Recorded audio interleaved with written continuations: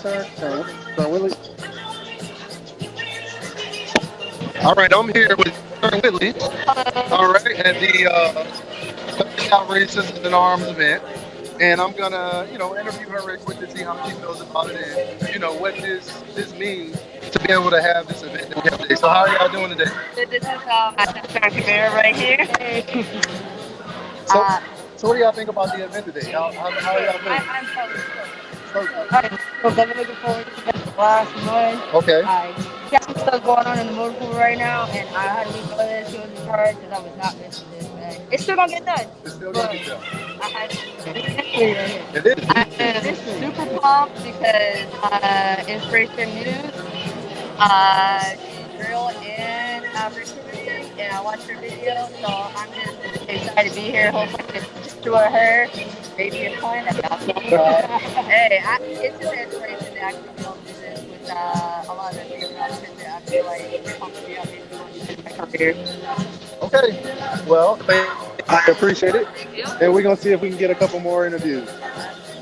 As a matter of fact, so First Class Jackson here, a.k.a. Motivated.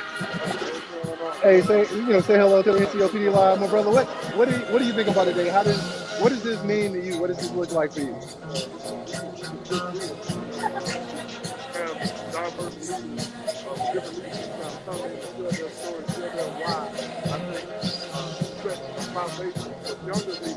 To be able to tell their story, be inspired to motivate, go back within their formation, embrace, moderate, around. So it's okay to be you. That's what I think. It's okay to be you. All right. Hey, well, we're gonna be getting more interviews and stuff. I'm gonna go ahead and pop off camera. We'll be seeing y'all in a second.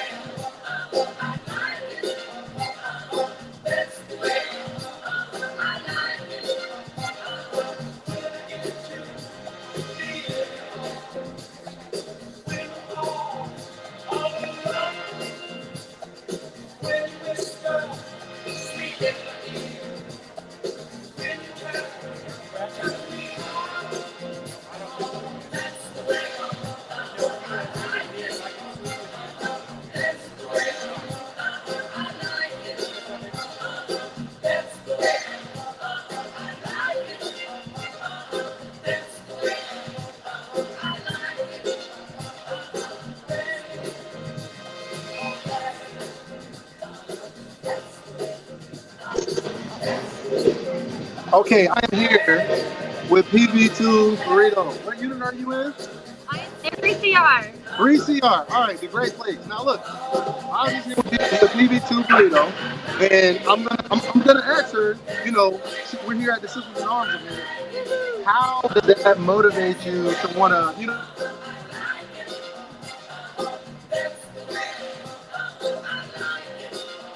Out here, and I hope I can become, into that leadership so that I can voice and hopefully make changes that apply to us that maybe some male soldiers are not aware of, male. But it definitely is inspiring and motivational to hear. PB2 Burrito, thank you. And what is it? Ray Rifles? Great rifle. Ray. All right, thank you. All right, we gonna let somebody else interview.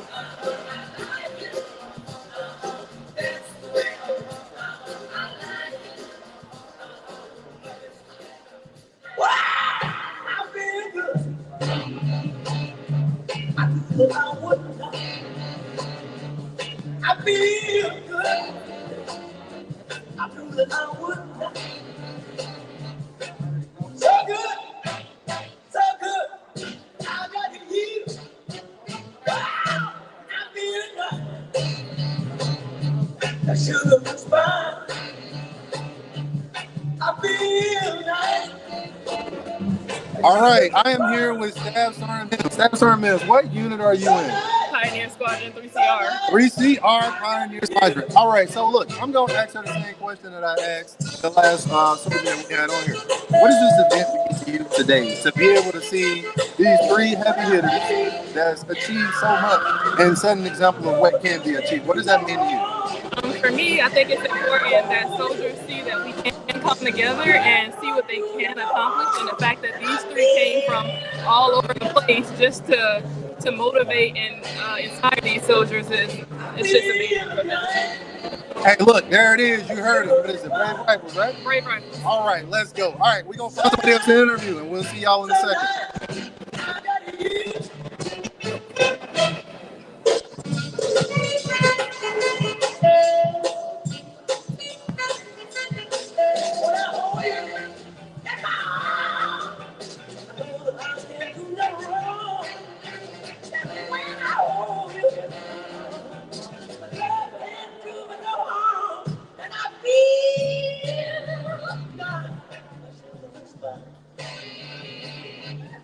I feel nice.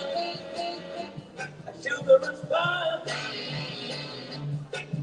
So nice, so nice. I got you. Wow, I feel good. I knew that I would.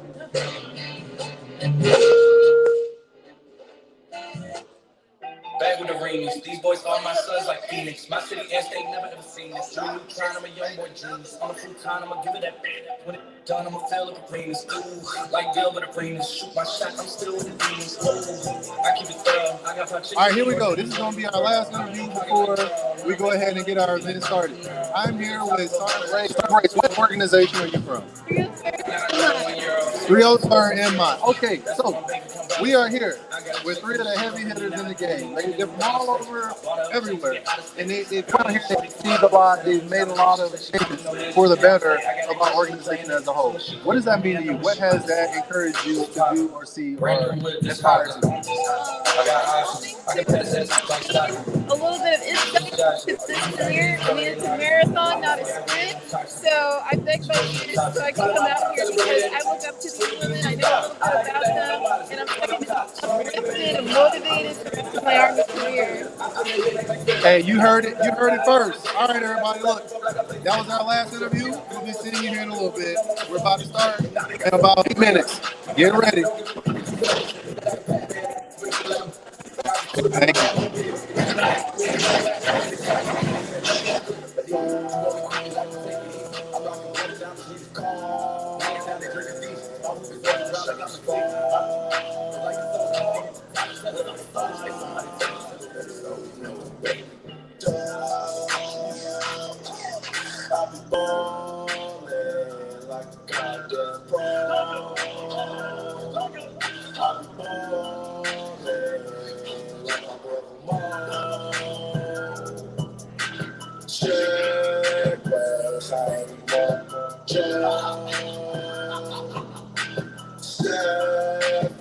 Stay with Paul.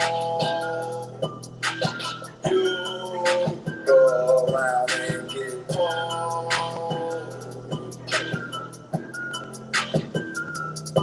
I got calling your shepherds fall. Where's I with the dog? I be balling, got the ball. I be balling like my mom. Champagne's got so many balls. Call me Drake. High control.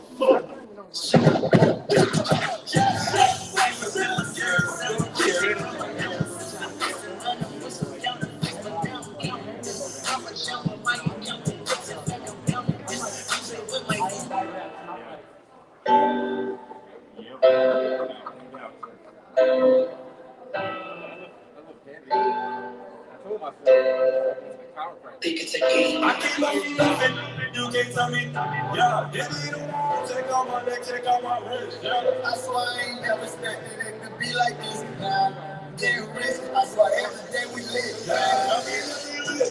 you can't tell me. Look what I was, you don't give a frick. When you down with cold, then you know you lit. When you quit, take it. Then you know you lit. Every day we live, every day we live, every day we live, every day we live. Every day we live.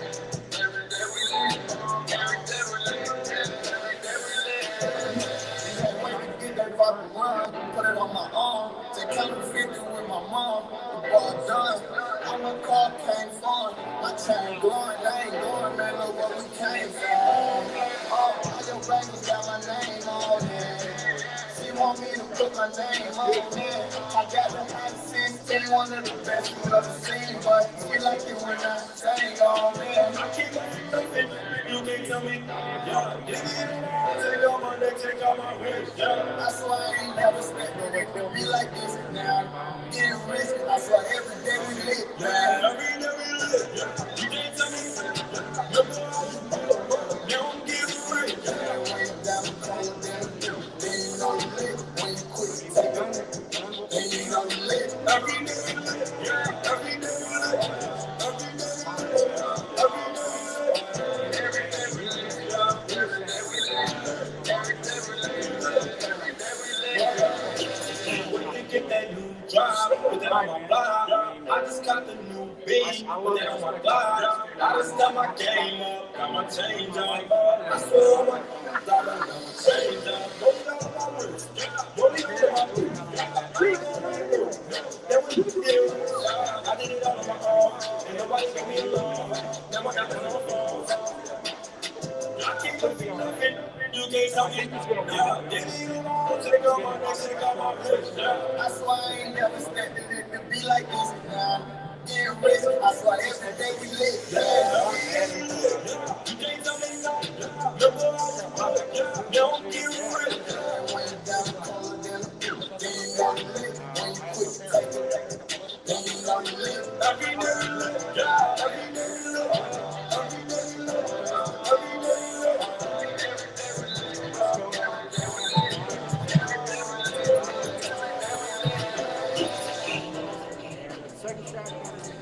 In New York, I'm in the rock. I didn't have my socks. Run on from a pop. And I shoot it up. And I'm on the block. And I'm on the block. In New York, I'm in the rock. I didn't have my socks. I didn't have my socks. Saturday, I'm in the rock. In New York, I'm in the rock. I didn't have my socks. Push this every rock. Running from the cop. Shooting at the arms. Shooting at the house, cause I run it out. Women, in my drop top, I didn't move on top. When I drop it, I didn't. When I drop it, I didn't. When I drop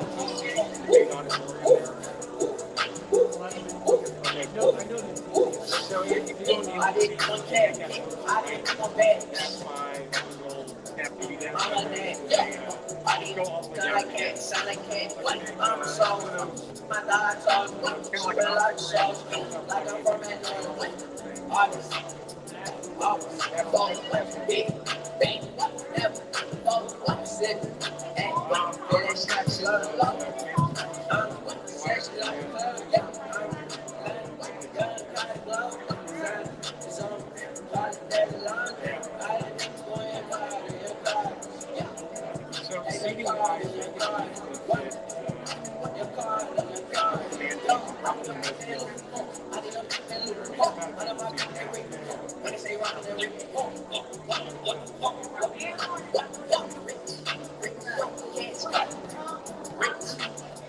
Got a rich click, fuck something.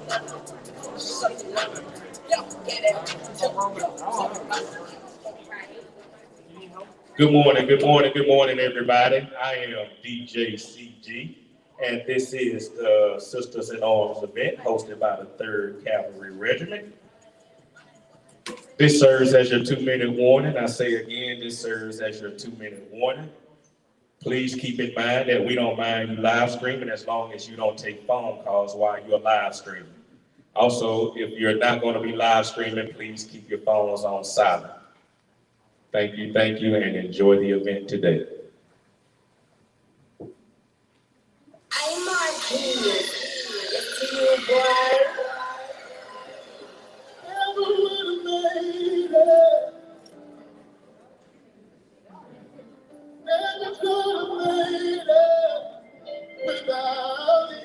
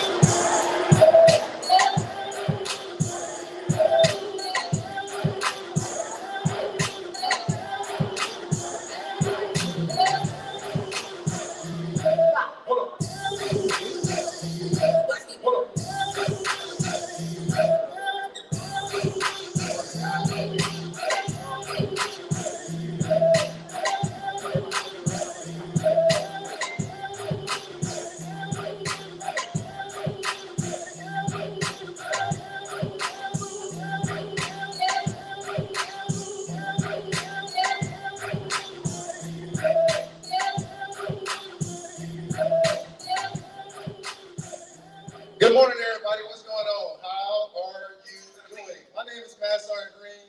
You may know me as Oz from NCOPD Live. Look, today it is my distinct pleasure to be here in the Great Place and to introduce to you our host for today. But before I introduce the host, I want to say a couple things about her. Once in a millennia, we'll get a leader that has the passion and the ability to execute the ideas and the things that they want to do to benefit everybody. And when we get a leader like that, we have to rally around them. So it is my distinct pleasure to introduce to you Sergeant First Class LATOYA GREENE. Can I get you on your feet? Yeah. And give her these flowers.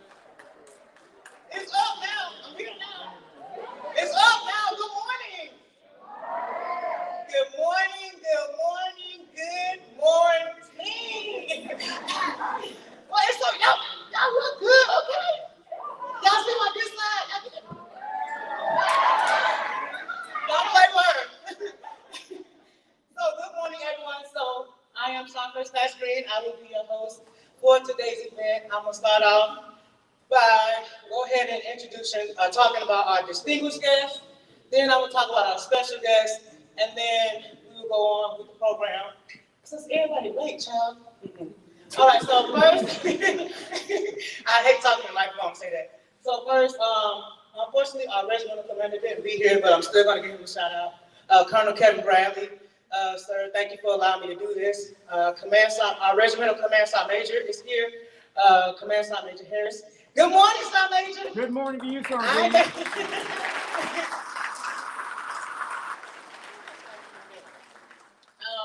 My squadron commander, Lieutenant Colonel Brendan McAvoy, and my squadron Command Sergeant Major Howell. Good morning, Sergeant Major. We also have the rest of the, thanks, Sergeant Major girl. We have the rest of the squadrons in the regiment's command representation. We have Tiger Squadron, Saber Squadron, Thunder Squadron, Long Knife, Steel, and of course, the Regimental Support Squadron. Hey, ma'am. Okay. All right, so also I have to give a shout out to, first of all, everybody for coming out here. Thank you, because I'm already tracking that. If you are here, if you wanted to be here, nobody made you be here. Whether we had 3 people or 800 people, it doesn't matter. It's about what we're doing. So I have to give a shout out to Master Sergeant Jackson for coming from Detroit, from Team Stay Motivated in the building. Thank you so much for coming. My mentor, Master Sergeant Greene, and his beautiful wife, the one that was cutting on the dance floor, Tamiko Greene. Thank you for being here for NCOPD Live. Okay, and of course we have my DJ CG from Mississippi, aka Captain Courtney Grace. Thank you, sir. So, are y'all ready to have a good time? Y'all ready for a good time? Okay. No, we're not gonna do this dry energy. I don't like that. Okay, so this is what we're gonna do. I have to have some kind of cues or some kind of prompt. So what I'm gonna do, I'm gonna say nothing can stop me, and your response will be I'm all the way up. But I'm gonna do it by section just because I know if I do everybody at the same time, it won't sound good. So we're gonna practice. We're gonna practice. Okay, so this side. Nothing can stop me. Okay. Okay. Okay, so this section. Nothing can stop me. Okay. Now y'all know. Now y'all know what to do. This section. Nothing can stop me. It is. All right, now, hey. Oh, they got more people? They cheating? This section. Nothing can stop me. Let's go. Everybody. Nothing can stop me. Let's go. I like it. I like it. Okay, so I'm going to tell you about my first guest. She really doesn't need an introduction, but I'm going to introduce her anyway. Psalm First Class, Janina Simmons. Now, Psalm First Class, Janina Simmons and I have been friends since June 2015 in Drill Sergeant School. She's an amazing person, an amazing leader. Her tenacity, her determination, everything that she does it from the heart. That's why I wanted her to be here, because the purpose of this is to talk about authenticity and in regards to leadership. But Psalm First Class Simmons is the epitome of an awesome leader. She makes zero excuses. I'm so excited for you all to hear her speak. So we're going to give her all the energy. So let's test it one more time. Nothing can stop me. Get up on your feet. Let's go. Y'all give her all the energy. Y'all give it up for my first guest. Psalm First Class Simmons.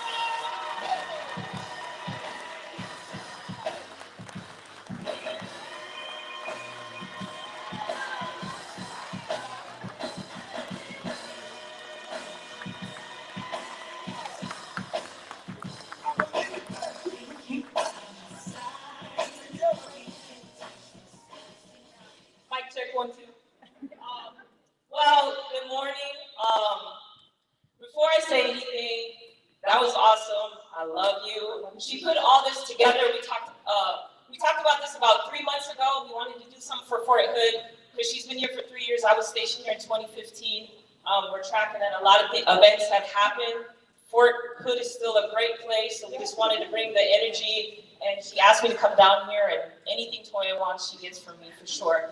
So good morning. Today's special for me because I get to speak. I haven't done this. I had a lot of people ask. I've never spoken in front of all these people, but it's special to me because my soldier's here. She came with me from El Paso, so that's the next little mini Simmons right there. So let's get into it. Today I want to speak about stuff that probably a lot of people don't know about me. So, you know, I can talk about Ranger and all that, but I want to get a little bit more personal and share some experiences. So I'm currently the first sergeant for Delta Battery, Sergeant First Class. Let's pray that the list comes out today so I can pin my diamond. My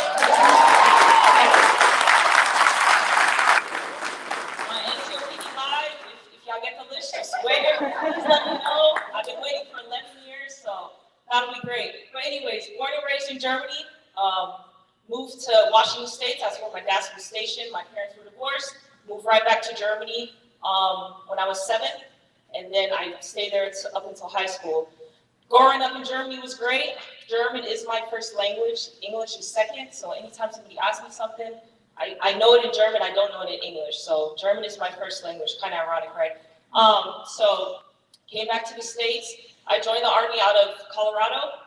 My dad signed me up. If my dad wasn't tenacious about me joining the military, I promise you I would not be here. He signed me up. I said, okay, I'll do the reserves. He said, no, go active. I didn't want to go to war or anything, you know, I was young. So he said, no, just do it. I said, roger that. He said, right place, right time, right uniform, and here I am. And it actually works. So joined out of Colorado, went to basic in Fort Jackson. That whole period up until the age of 20, no ambition. I was just bled. You know, how can you explain it? I was just super, didn't care about anything. I wasn't disrespectful for anything, but just young, no goals, didn't know what I want out of life. I was in college for a year, didn't want to pay for it because I didn't have a job. It seemed very expensive. So my dad said, you're going to do something. So I joined, which was the best decision I ever made. Ended up going to AIT, started getting a little ambition. You know, people were talking. I wanted to get my first 300 at the time, back in 2010. So that was a great experience. I actually, I got Iron Soldier and I was a DHD. So at that point, I started getting a little ambitious ticks. I was like, well, if I can do this and I apply myself, that might be something. Then first duty station was Japan. Awesome experience. My first sergeant at the time, first sergeant retired Belk. She's now my mentor. We've been like this for 11 years. She's my inspiration. She's my role model. Like anything I do, I mimic after her. So went to Japan. Then I started, you know, doing the Soldier of the Quarter boards, getting physically fit. I actually won, went to BLC, got my commandants, and then as I grew older, I just committed to excellence. It wasn't wishy-washy. I just eventually just committed to excellence right when I was a specialist. Made sergeant in 2 years, still in Japan, came to the great place. I came to Fort Hood then as an E5, deployed to Kuwait, pinned staff sergeant in 4. That's when, it kind of started. What do I mean by that? I mean all the talking, like you're moving too fast, you're too high speed, you're not going to be a good leader, like all you care about is rank and stuff like that. Happens probably to a lot of y'all. But so I made staff sergeant 4. I went to Patriot Master Gunner School, 10 weeks, most challenging school of the United States military, except Ranger School, in my opinion. Right thereafter, went to drill sergeant school, and then that's where I met LATOYA GREENE. Again, went to drill sergeant school, graduated as the distinguished undergrad. Iron Drill, committed to excellence. So what? All the awards. All the awards, right? Became a drill sergeant, best assignment anybody could ever ask for. I loved every second. I loved waking up at 2:45 to work out, to wake up to practice at 4:30, just to come home at 21:30 to do it all over again at 2:45 for 3 years straight. No, excuse me, 3.5. So then when I was a drill sergeant, I wanted to do something more, so I went to the Drill Sergeant Academy. You have to get selected for that. I got my belt. Then you train NCOs to become drill sergeant. So I loved every second of that. Then I was a staff sergeant. They made me the senior drill sergeant leader. First staff sergeant to get that position. And then so it began. I would say I got complacent. You know, everything was just boom, boom, boom. And then you're like, well, what's next? So a buddy of mine came in the office. He's like, why don't you stop playing these games with 300 and go to Ranger School? And me, I was just like, hell no. Why hell no? I did not want to cut my hair. That was the first one. And then the second one, fear of failure. I talked to a lot of people. A lot of you guys looking at me right now, you probably have that fear of failure. You want to take that first step, right? The fear of failure held me back for 2 or 3 years. I didn't go. Didn't go because I was scared. Scared of what? I don't know. Probably of people talking about me or, oh, you can't do it. And, you know, that we all deal with that. You're scared to take that first step because what are they going to say? Who is they? I don't know. But we'll talk about that later. So went home, told my girlfriend Gabby, I was like, hey, I'm thinking we're going to go to Ranger School. She's like, what? She's like, okay, support you. Started training up. February 2019, went to Ranger School. Lo and behold, first time go, praise God, 60 days of, I don't want to say that, but facts. But it was the best experience probably of my life because nothing has shaped me like Ranger School was able to. I'm not talking about the tactics and procedures and what I learned, but just the mental aspect of that school. And then thereafter went to El Paso, was a platoon sergeant, deployed to Qatar, very challenging year, and then here I am, got back like 3 months ago, first sergeant of Delta Battery. So today, and what I talked about with LATOYA, our purpose is, I don't want to just highlight all the good things, I want to talk about the stuff that a lot of people don't know, right? So let's backtrack to when I was a DSL, very successful and everything, but personal problems were just horrible. Going through one of the worst breakups of my life, it was really, really bad. So I want to talk about leadership and how do you give your soldiers something when you're going through it, right? Because personally, and still to this day, now that I'm a first sergeant and I have 80 of them, how do I put mine aside, my issues, and I take care of my soldiers, right? So going through the worst breakup, didn't want to get out of bed, running, didn't want to work out. I love running. If you know me, I ran 8 miles this morning, too easy. Like, I love running. Didn't wake up, yeah, 8 miles. She ran 5 with me, so she did really good. So didn't want to wake up, just didn't want to get out of bed, didn't want to talk to nobody. She would call me and I'm like, all right, I don't want to talk. She's like, get up, I'm like, I don't want to talk. So went to the office, closed your door. You're senior drill sergeant leader, right? You have this green belt, you're this professional person that can never have any emotion. You have to be at work, you have to be perfect, yet inside you're just turmoil. So how do you deal with that, right? Close the door, cry, wipe your tears, get out, and you perform. Very trying time. I was younger, I was about 5 years younger. I want to talk about that because it's very important. A lot of leaders today, you go through things and then you project that on your soldiers. And you cannot do that, right? If I'm going through a breakup, just distraught, and my troop says, hey, first I really need to talk to you. You know, I'm going through a divorce. And I'm like, yeah, not right now. Will she ever come to me again with those problems? Right? Probably not. Probably not. So, and it's hard as a leader, but you have to figure it out because we signed up to do this. I signed up to lead, and I know my responsibilities, so I'll take care of my stuff in the back, but if they call me, I'm there. And you have to do that. So I learned that then, and I can apply it now, and it's easier now because now I'm just like, well, you go that way, I don't care anymore. Now I'm just like, I ain't got time for that. It's like my motto, I ain't got time for it. I just keep it moving. But back then, so I'm really trying to let y'all know that what you go through is fine. Call your mentors, your friends, your family, but when those soldiers call you, you answer because it is your job. It is your job to take care of your soldiers. DSL, so let's fast forward to, she really wanted me to talk about this. I've never talked about this before. Pre-Ranger school, right? It's about 2 weeks. You do not have to graduate pre-Ranger in order to advance to Ranger. It's just like a crash course. You get to learn things, right? So they made me go. I didn't want to go. I talked to a lot of females who have been there before. They said, hey, don't go because it's harder than Ranger. It'll break you off so bad you probably can't pass Rap Week. Rap Week is the first week of Ranger school. So I was like, but my leadership wanted me to go, so, you know, I went. Got to the school, had to cut my hair. It was horrible. Went to the school, so 4 or 5 days in. So what was good about pre-Ranger is that gained all the confidence. I saw I can keep up with the males, the rucking, the running, obstacle courses, tactics and procedures, because I studied prior to, everything was fine. So that was just an amazing confidence boost, but body was torn down. Because when you work out, I trained about for 6 weeks, didn't have a coach or anything, I just trained to exhaustion, 3-4 hours a day, every day. I was just in the gym, I was running, I was rucking, going berserk. Working out wasn't fun anymore.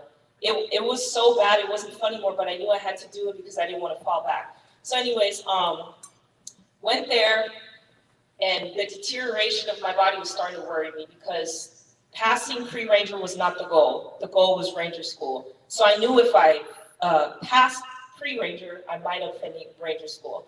So one day we were doing land nav, and so a lot of the guys were like, look, we're just gonna throw it. I said, what? What do you mean? Like, just, they're like, hey, we're not gonna find other points, we gotta rest.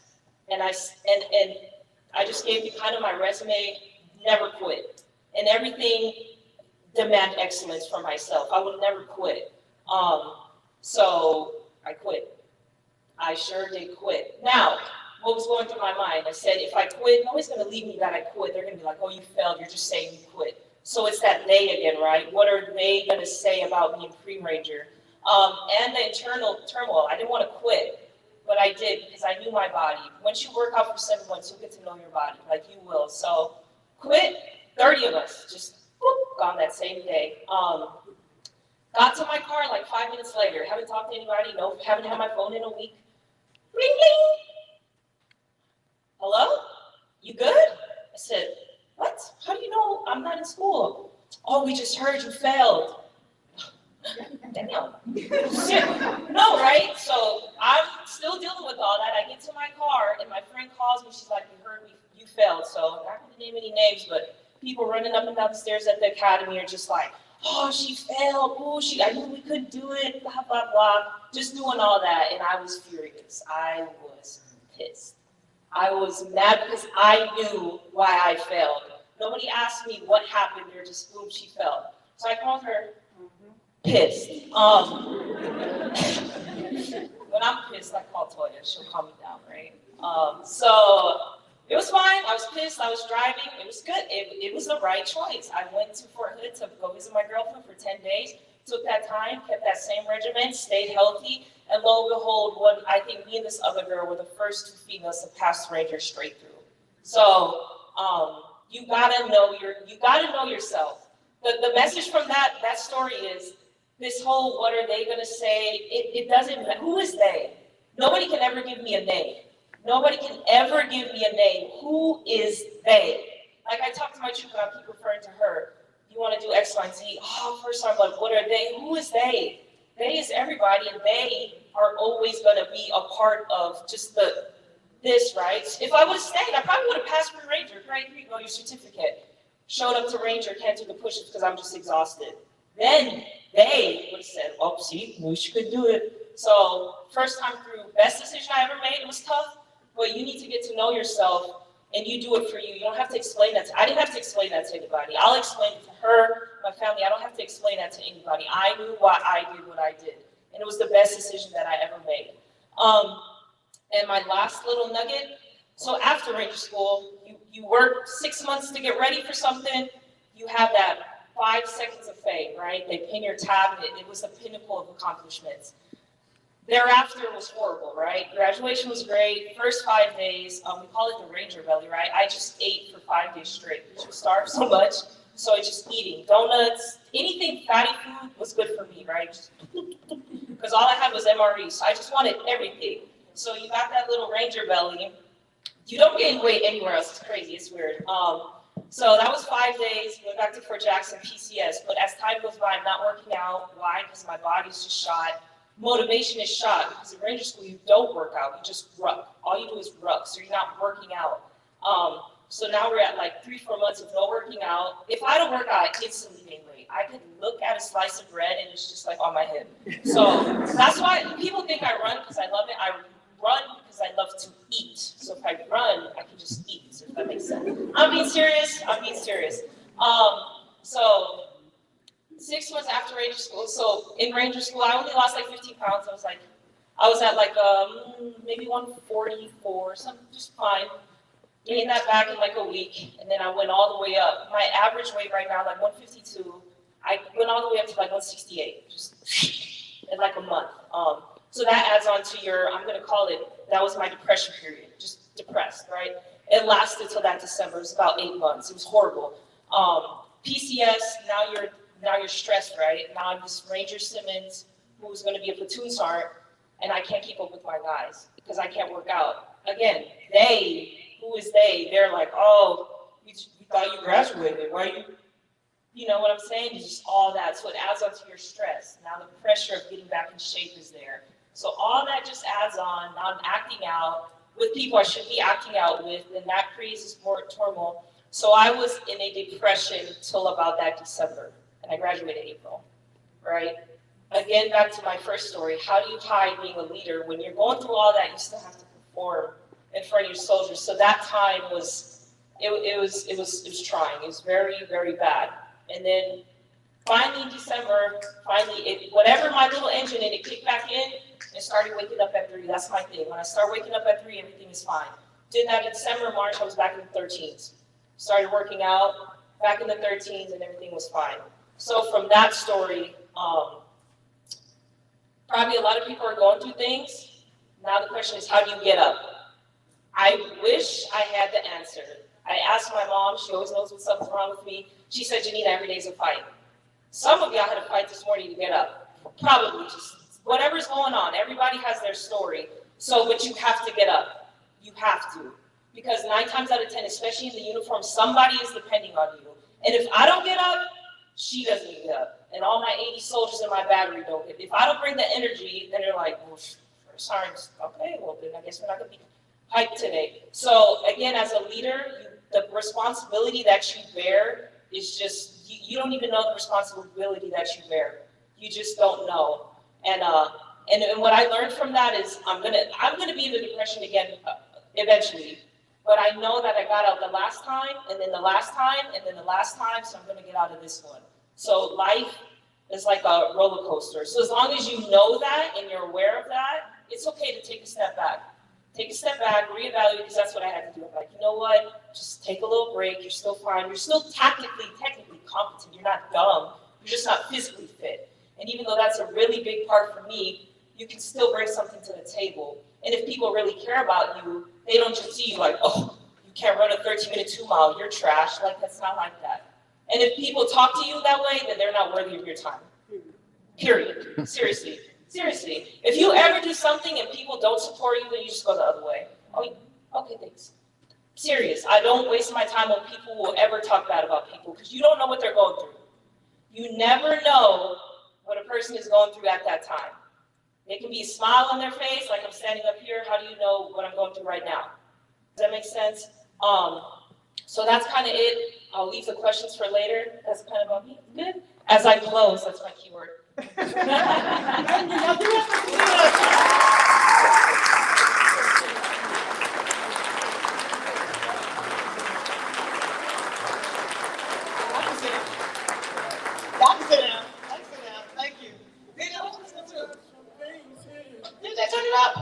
They stare at me like souvenirs. Let me vibe, y'all. Let me vibe. Don't wanna let you off my head. Y'all know this song, right?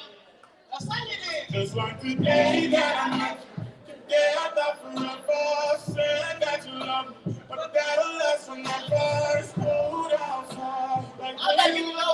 Where you go? Why you walk on my life?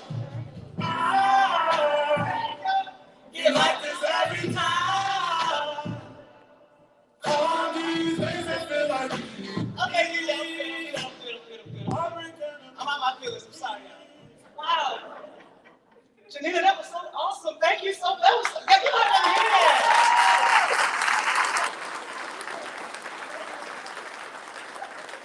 So she didn't tell y'all what happens is she calls me and I get madder than she is. And then it kind of calms her down. So she calls me and then I get mad and then she's like, well, you know, maybe it's not that big of a deal. I tell her all the time that she's gonna be the sergeant major in the Army. She's gonna be the sergeant major in the Army. She is. So if you ever see any comments and somebody's talking about Janina, I tell her, don't you respond because they're gonna screenshot you. Let me respond. I've been tired in 3 years. Let me respond. Don't worry about it. It's okay. So, thank you. That was awesome. My next guest, y'all. Oh my God, I love her so much. I did 14 cycles as a drill sergeant, and this girl's videos helped me get through it because I'm like, everybody goes through the same thing. Like those, but they loved her. She is an amazing leader, an amazing woman, And what I love about her is her transparency. So if you follow her, you've seen her share some of her struggles online. Her transparency is just amazing. And I'm just so happy and honored to have her out here. So y'all, please, I'm sorry.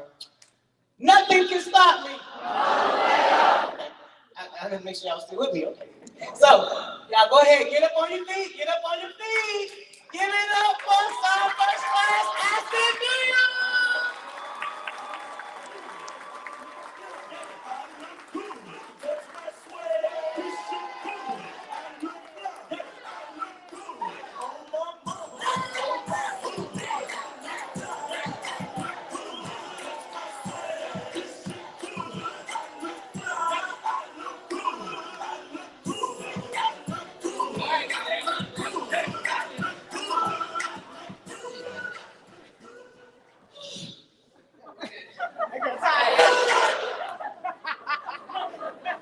How's everybody doing? I think that's gonna be kind of hard to follow. She got up here was real professional.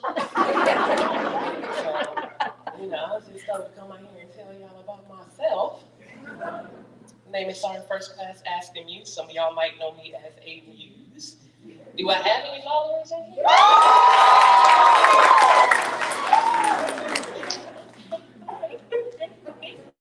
All right, y'all do me a favor, say, hey, Cousin Terry, in the back, my cousin, Payne. All right, so, gosh, we're gonna find a breath. See, I know I'm 12 weeks pregnant, right?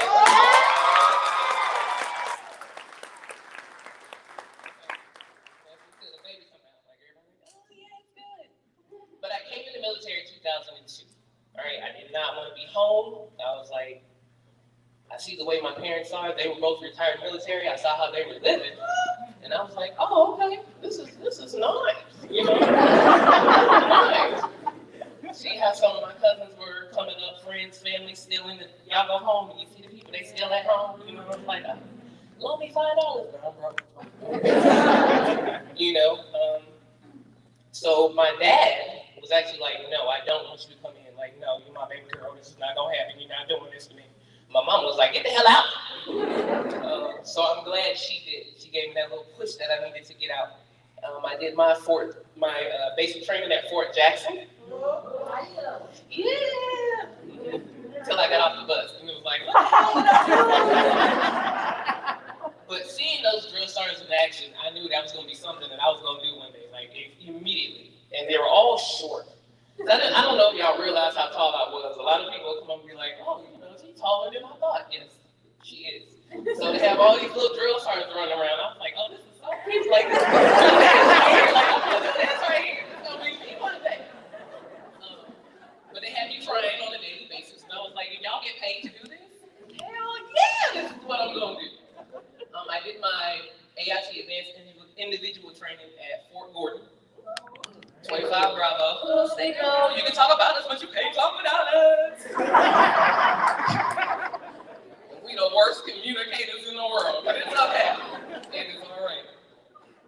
So I did, my first duty station was in Germany. So imagine, 18 years old, 2 military parents, sheltered, didn't really get to do a lot, even in my senior year. So y'all can imagine what I was doing in Germany when I first got there. And we're not gonna talk about it.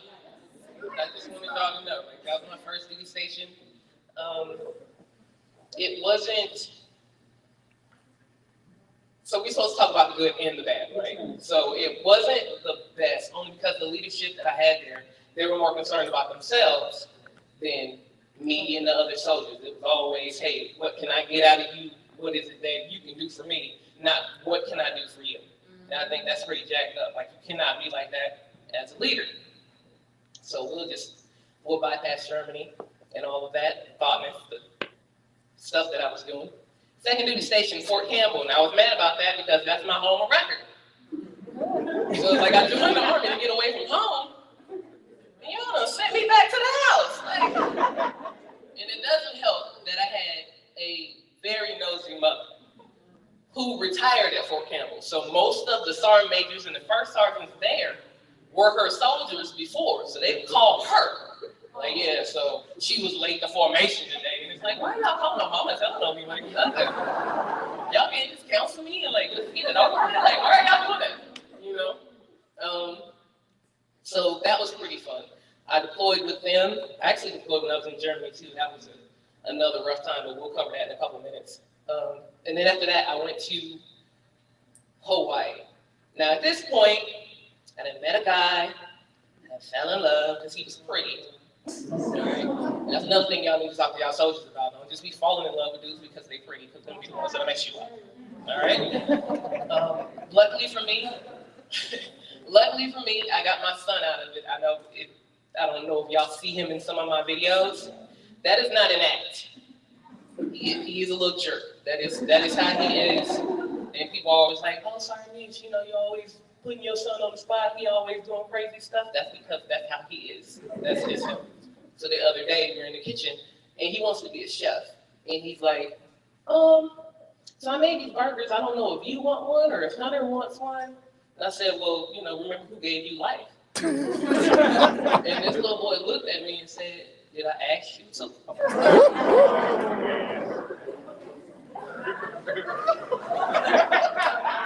I assume it's karma because of how I acted growing up. So we're just going to bypass that. Just know he's a jerk. So if I do end up in prison for murder, he earned it. It'll make no sense. So that was Fort Campbell. That didn't last, of course. You know, he was only pretty for so long, and then stuff started coming out. I get to Hawaii. Now, this whole time, you remember how Janina said, you know, she was all about the 300s, trying to get everything straight. She wanted to be 100%. I was the exact opposite. I'm struggling to get around the PT track. I'm trying to go home for lunch, dinner. I'm the one going to the bathroom doing PT and not coming back out to formation. Like, that was me. I was the problem soldier, which, y'all laugh, but it kind of gives you insight to the soldiers that are coming in now, because now I know what they're trying to do because I done it all. Like, you're not slick enough. You're not gonna out-trick me because I know exactly what it is you're trying to do. So that's another thing about me. Let me see what else. This is hard, LATOYA. This is hard because I've never really gotten up and spoken in front of people. I know. And I put all of my business online, so y'all should pretty much know everything about me. Like, there's nothing that I haven't put online. Nothing. I'm happy, you know, that my mom she was one of those mothers that I guess she picked me up because y'all know recently, you know, I had my little bout with cancer and everything, which I think that's, yeah, we'll go with that. Oh wait, let me finish. I need to finish mine. Because I'm just like, I'm all over the place. And I'm like this on a regular basis, so y'all just have to work with me because y'all already in the room. So where were we? We were in Germany? No, we already left Germany. Nope, Hawaii was the third. Fort Campbell, all right. So then we get to Hawaii. So we were in Hawaii. Okay, yeah. So we're in Hawaii, and I was going through a terrible divorce, so I started getting into a lot of trouble. And my sergeant major at the time, Command Sergeant Major Vern Washington, he's retired now. He reached out to me. He said, hey, you know, I see you going through some things. There was an incident. It was a sharp incident. So no one really knew what I was going through. I was getting in more trouble than normal. And he said, hey, you know, what do you feel about going to drill sergeant school? And I thought about it, and I remembered my first thought coming off that bus, and I was like, hell yeah, I'll do drill sergeant school. You know, yeah, let's do this. And I went to the schoolhouse. It was amazing. Like, it was like an instant change. I went from the soldier that didn't care to the soldier that was like, okay, you know what? I'm going to be a different type of NCO than the NCOs that I had. I'm going to be the NCO that helps my soldiers. I'm going to be the NCO that always tries to find a way to make sure that they're taken care of by making sure that I'm taken care of. Because how you going to take care of somebody else if you're not taking care of yourself? You know what I'm saying? So there was that. So after drill sergeant school, after going on the trail, I did 2 years. You don't do 3.5. I don't know. My knees, making the stallion, they're gone. You go on the drill sergeant trail as E5, they abuse you. I'm just gonna say it. There, I said it. And I went in on these as an E5 in and that was it. So after that, they were like, well, hey, we're not done with you since you did such a great job as a drill sergeant. Let's send you on the AIT land so you can be an AIT instructor. So I had to go from this to this. Y'all realize how hard that is? That is a hard transaction. I got in trouble on my first day. They were like, hey, sorry, you need to sit your ass down somewhere. I'm like, you're right. You're right. See, I'm trying to make sure I got everything in order before I touch on what I recently went through. Belgium. Belgium was the next duty station. I met my husband there. So I was married now. I got a good one.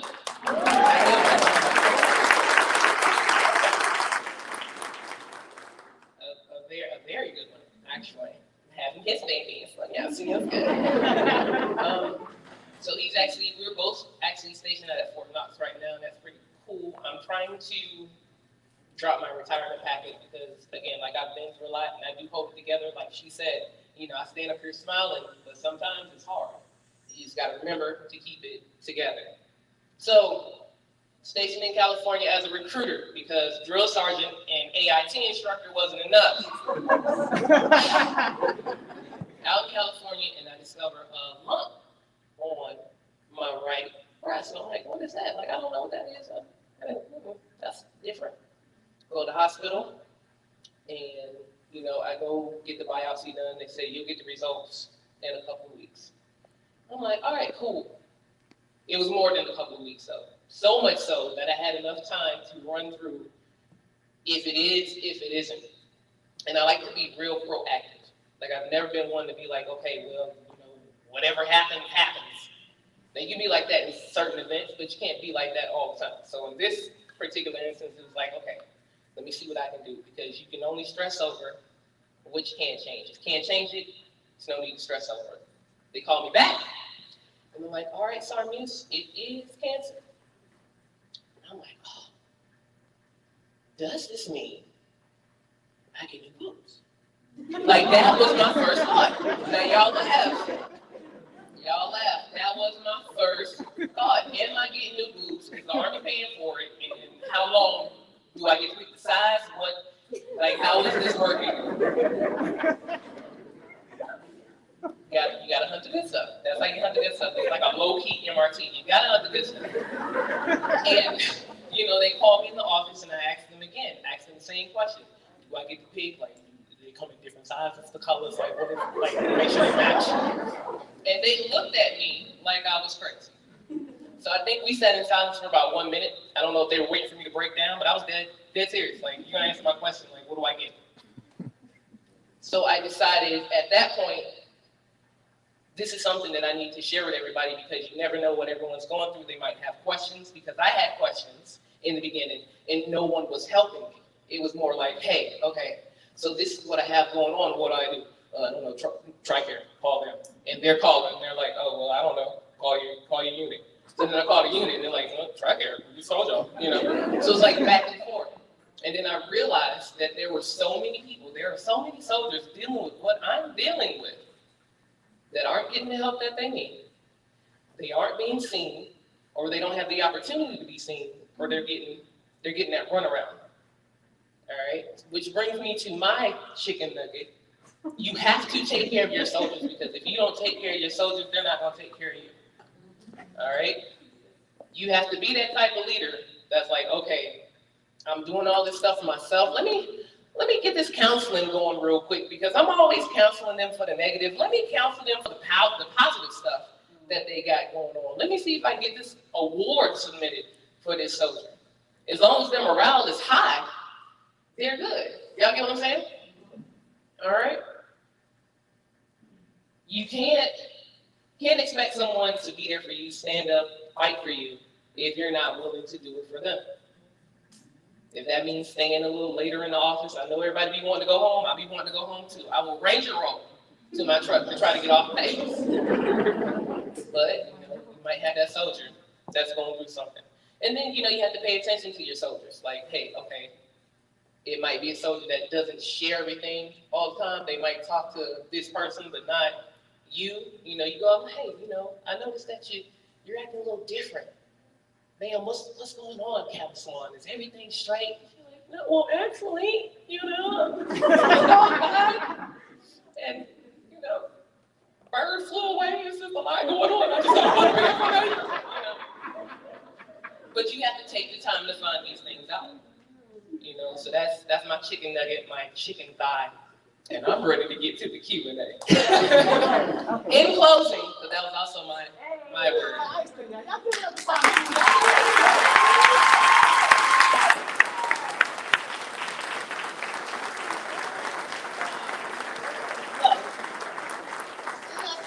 like y'all jumping me right now. I really feel like y'all jumping me. Yeah, I really feel like that. Okay, so DJ, I reckon it's my turn to talk. So I need a song that kind of describes me as a person. Can you give me one, please? I came in like a Really? No, that's not it. No. We're gonna let this one play. No. You see the crowd.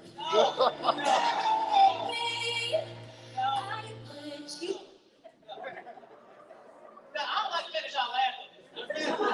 I really feel like everybody in here is jumping me, and I'm gonna put this thing. You know what? I don't appreciate nothing. Pelican Bay, yo. Okay, DJ, for real. What you got?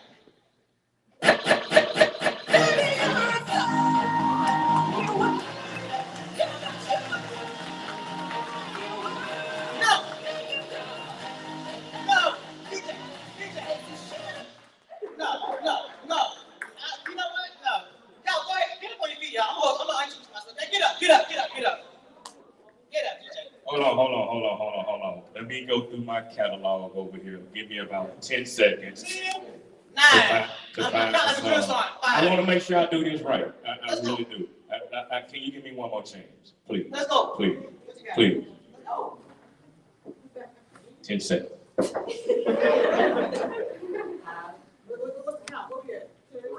Zero.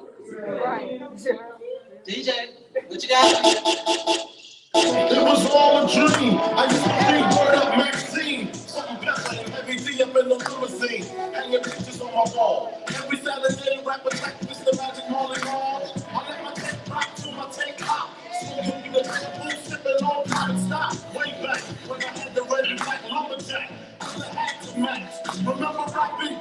The hard, you never think I get top to make it this far. Now I'm in the limelight cause I run tight. Time to get that blow up like the World Trade. Born sinner, the opposite of a winner. Remember when I used to eat sardines for dinner? East of raw tea, pussy beat, chicken free. Folk master, flux, I like it now.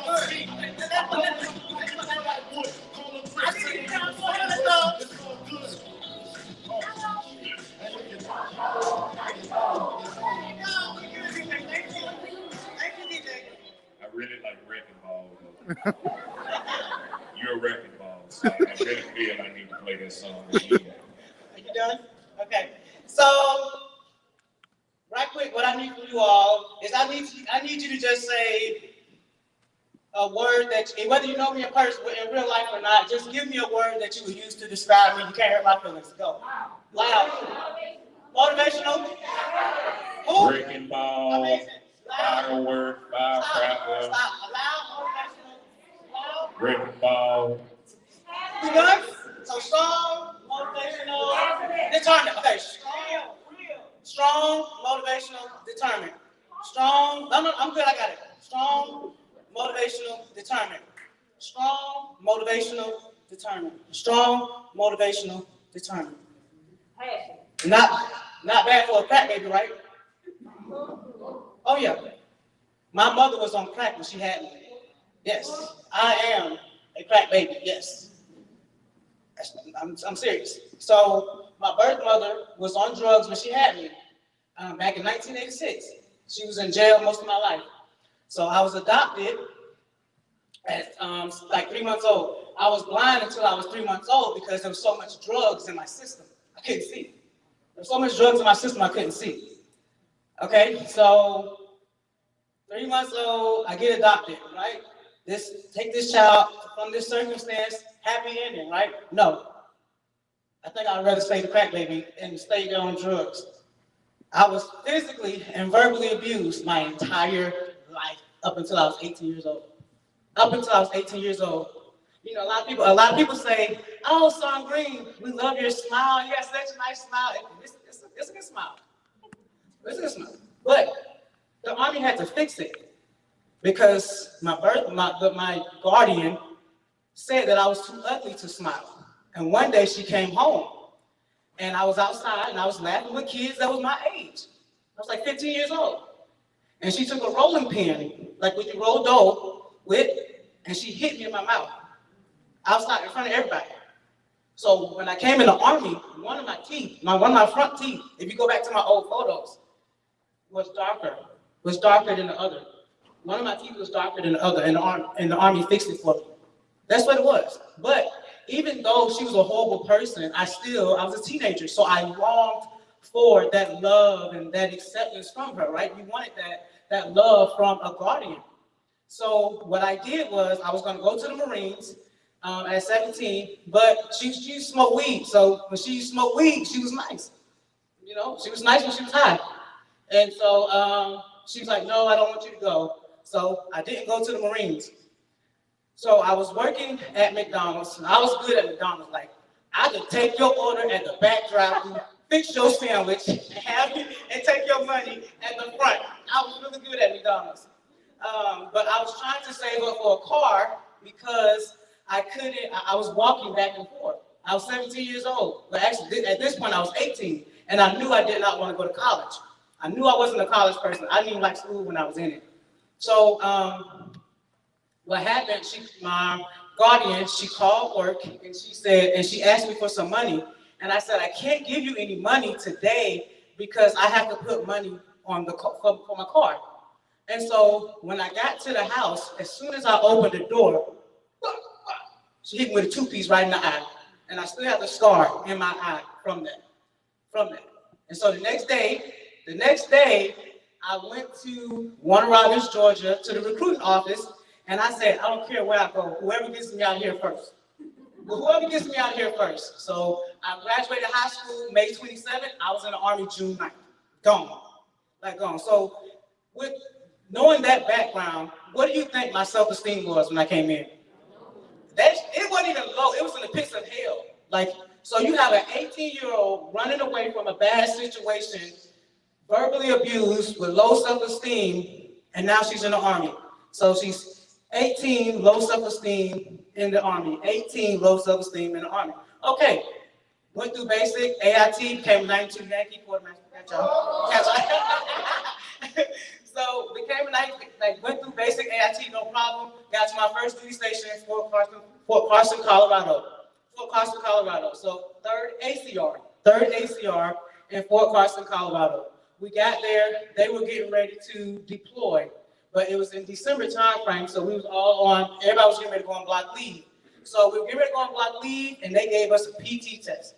Now, if you ever been to Fort Carson, Colorado, I was just happy that I made it. It was like 1854. I was happy. I was like, I passed my PT test. It's my first PT test. 18, low self-esteem. I get to my first duty station. I passed my PT test. I was happy. But you know what they said? "Oh no, you got to go do height and weight." Who went? So I said, "Okay, what is that?" 18, low self-esteem. This is my first. I don't know what they're talking about. So I go, I take my shoes off, I get on the scale says 154. I've never seen that. It says 154. You know what they say? Private Green goes to the fat boy line.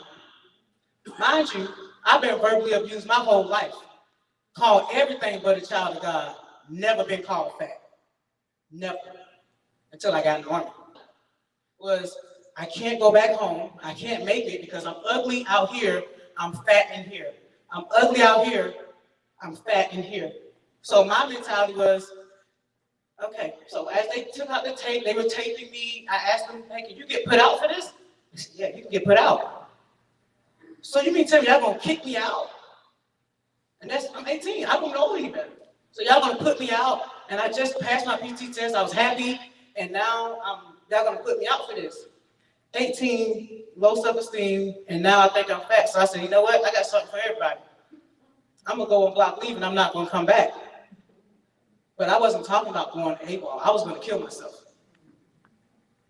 We keeping it real, right? Okay, I just wanna make sure. I was gonna kill myself. December 25th, 2004 was gonna be on my tombstone. Sorry. December 25th, 2004 was gonna be on my tombstone because I wanted everybody in my unit, every time they tried to be happy for Christmas, I wanted them to think about me. I wanted my mom, the person who hurt me the most, I wanted her to think about me every Christmas. And that was what I was gonna do. I had a whole plan. Like it was legit plan. And what happened was we was living in the barracks, and one of the guys in the unit, he had to go do a competition, like a bench press competition or something. Now, 18 years old, I didn't want to go to anybody's gym. Like, that's for dudes. I don't like muscles. I don't like it. Boy, God, do something, don't you? I was like, I don't want any muscles. I don't want any of that stuff. But we went in there, and he lost. He lost. But they didn't have any females in the competition. So there's like, they put like 65 pounds. And they was like, hey, we have these awards. We have to give them out. So the females that are here, whoever reps it the most get first, we'll go second and third and all that stuff. And I was like, I'm not doing it, but I did it. And actually, that event in a whole, it saved my life. Like, I won the competition, but it didn't save my life because I won. It saved my life because for the first time in my life, people were cheering for me. Like, people were cheering for me. They were telling me that I could do it. It seemed like the love was genuine. And I'm just like, I want to feel this again. I want to feel this kind of support again because I've never had it. I never had it in life. And it was one of those things where it's like, even when everybody came back off block leave, they were still like, oh, Green did this. I'm like, yeah, I did. I still don't like y'all, but it's good, yeah. And so I did that. And so you keep going down. After we got done, after that, fast forward, I started really trying to learn about fitness. I wanted to understand what was going on. I ended up getting my personal trainer's license in 2013. And then in 2016, I became a master fitness trainer. And I was a drill sergeant. And I really wanted to be a drill sergeant because I feel like if my drill sergeants would have looked at me as a person and not a number, they could have helped me. I felt like that. And that's what made me want to be the type of drill sergeant. Like I gave myself every cycle for 14 cycles, I gave myself 72 hours. 72 hours to learn everybody's name. So I can talk to you like you're a person, not just, hey, private, hey, private. No, come here, I might give you a new name, but, but you would know, it wasn't a bad name. It was a name like if you did something, like we had a soldier that pretended like he was gonna have a heart attack, and I was like, come here, heart attack. That was, y'all know what I'm saying. I wasn't hazing or bullying them. I wasn't hazing or bullying, but I wanted to be the type of drill sergeant that would take care of soldiers and start to look at them as people and not just a number. And so as I went on, got done with drill sergeant, did a lot of high-speed stuff, I get here. And they talk about the ACFT, I'm like, finally, we can lift weights. I'm into the gym now, so I'm all about that life. And so a soldier comes to me, soldier's talking about, she wants to train because she's in a combat MOS. She's in a combat MOS, so she wants to keep up with the males. She wants to keep up with the other people in her MOS. And I said, yeah, I'll train you. Now, my thought process was not about tape. I wasn't thinking about it.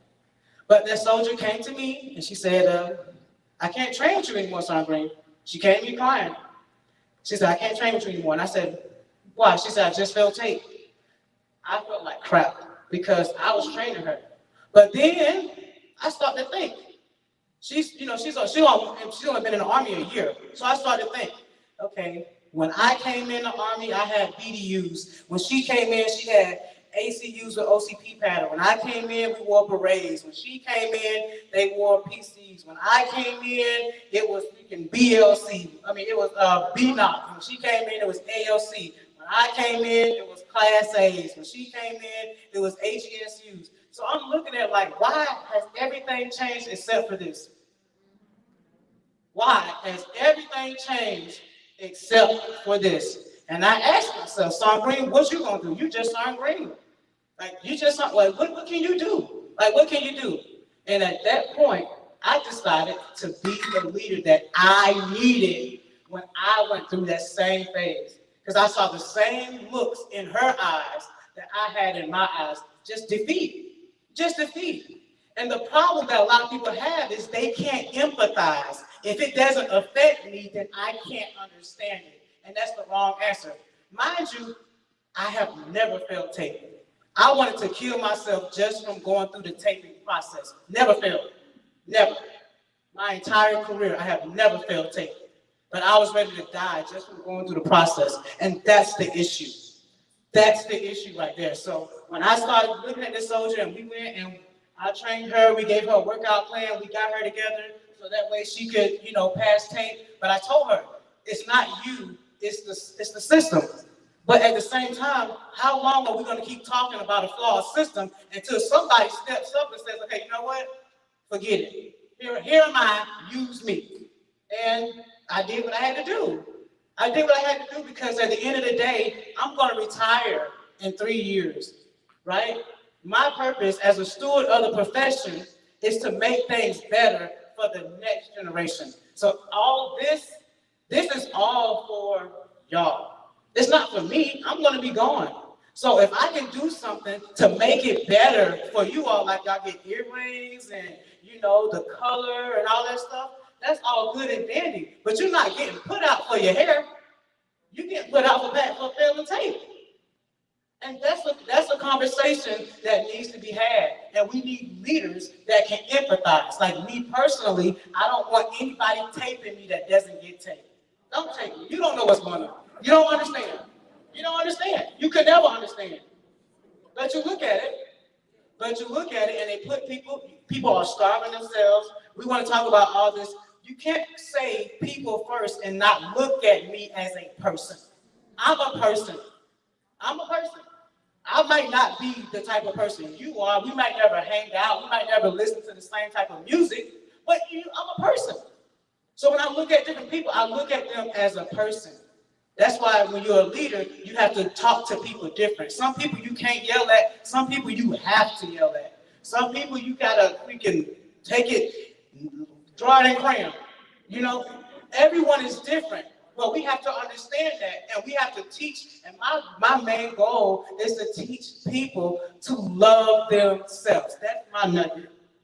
Love yourself. It took me forever. When you call ugly every day from the person that's supposed to love you, how do you get out of that? You have no choice. You literally have no choice. So I don't leave out with anything else. That's self-love. When I talk about it all the time, I always say, love yourself, love each other. You have to love yourself. You have to love yourself enough to tell people how they're going to treat you. You can't let people treat you any kind of way. Everyone doesn't deserve your time. Everyone doesn't deserve your energy. But at the same time, you have to be able to stand up for what's right. If you know something is wrong, we need those type of people. That's why the Army's changing so rapidly, because everything is outdated. But if you don't bring an issue up, how can we fix it? How can we fix it if we don't know that it's really an issue? Those are the things that we need to talk about. And that's why I wanted to have you two ladies come out here today, because we're all different. If you listen to us, every single one of us is different. Every single one of us has been through different things, and we all go through different things. But that's what I want to leave you all with. Just make sure that you take care of yourself, you love yourself. There's nothing wrong with you. Now, if you're just out of shape, look in the mirror. Look in the mirror and tell yourself, hey, you know what? You need to get it together. Because those talks with yourself, those will put you in the right place. And that's what I had to do. I had plenty of times where I was just, you know what? How you a non-commissioned officer and you like this? When I was a sergeant, E5 type, walked around with a chip on my shoulder. Walked around with a chip on my shoulder. Wow. Oh, you want people to feel sorry for you because you was a crack baby. You want everybody to, okay, how long are you going to sing that song? So can I use what I've been through as an excuse to be mediocre? Or can you use it as fuel to push you to never go back to those positions? You understand what I'm saying? So everything you go through, you use that as fuel to push you to the next level. I don't want anyone to feel sorry for me because Toy Green is Toy Green. Y'all know that. Like, I'm going to be myself. But I want you to understand that everyone has come through something. The people that you look up to, don't make them this martyr. Because they're going through something too. They might can sit up in front of you and pretend to be perfect, but you gotta understand they're human. They're human. And I tell leaders, my leaders don't try to be perfect. That transparency, that authenticity, that's what's gonna get that buy-in. That's what's gonna get soldiers to want to do what you need them to do. And I thank you all so much for listening to me. So thank y'all. So what we're gonna do right now, as I close, we are going to go into our question and answer. So we'll take questions from NCOPD Live, and if you have a question for either of us, all I ask you to do is just say who you are addressing your question to, and then you can ask your question. Does that work? Okay, so anybody have a question? We ain't gonna break a problem. Okay.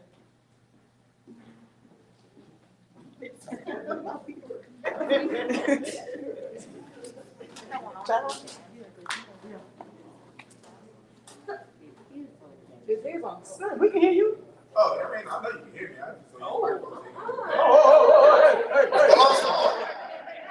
Hey, so Sergeant, first and foremost, I want to thank you for doing this.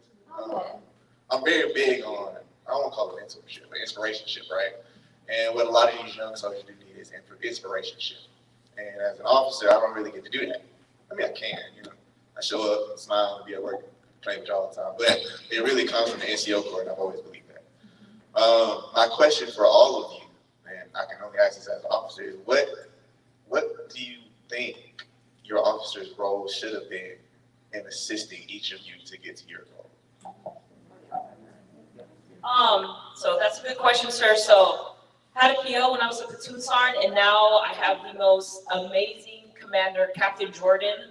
Sir, what I would tell you, I would limit the officer NCO. I wouldn't put each one on the side, meet in the middle, because how he's very authentic, and so am I. And he doesn't, hey, I'm the officer, you're the NCO. I'll be the yeller. I will not let my commander yell. I'll go drill sergeant mode. What I will tell you is build that bond, but don't get too caught up in I'm an officer and I'm an NCO. If you come together as a person, it's the perfect match. So that's just my take on that. Sir, my answer to that is, so a lot of times, we had this misconception that there's a such thing as NCO business and officer business, and there really isn't, because toxicity, is that a word? Don't worry about it. Y'all know what y'all mean what I know. But it can come from anywhere. So if I'm a commander and I say that's first on business, but the commander is really pushing soldiers off the ledge, then so you don't know what's going on in your formation.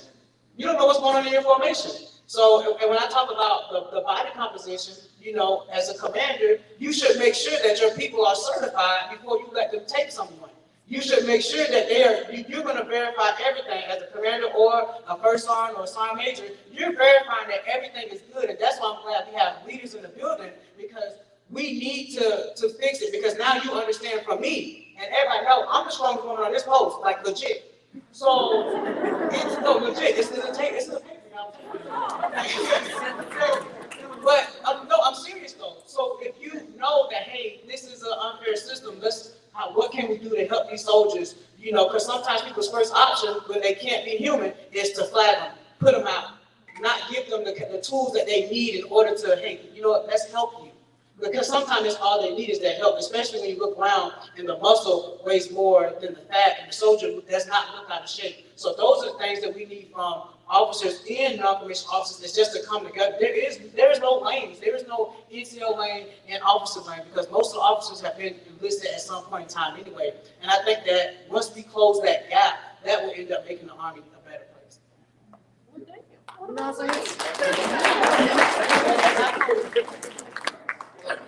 I mean, they pretty much said everything I was going to say. That's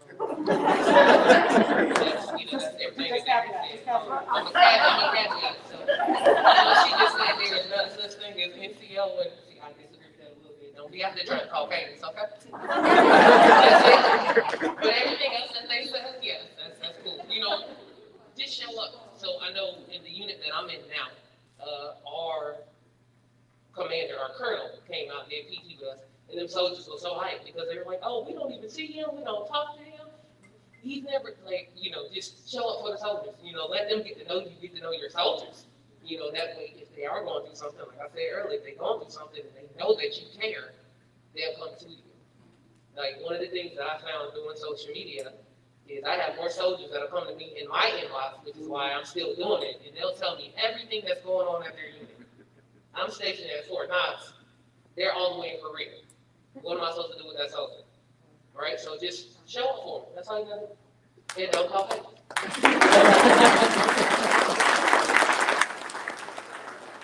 So we got one from NCOPD Live, TPS Bill just tapped in.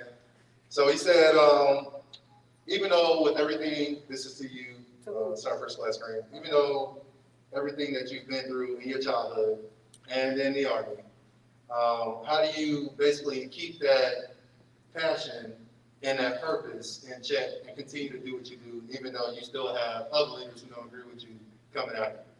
Ooh, child. Well, let me hand it in. Well, thank you for that. But I feel like when you walk in your purpose, you're gonna always have haters. All right. So when you walk in, yeah, look, my thing is, if you've been beat your whole life, you know how to fight.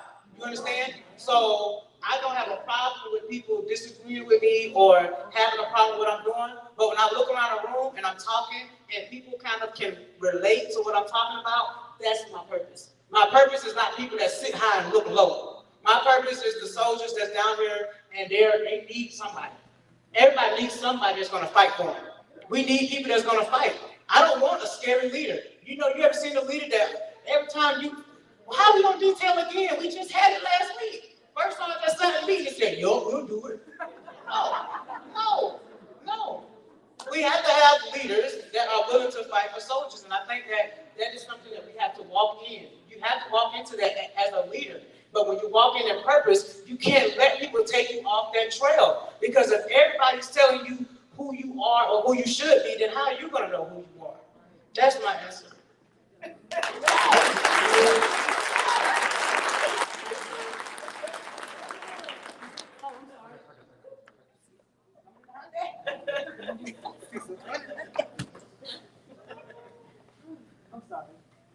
Okay, this one's for you, sir.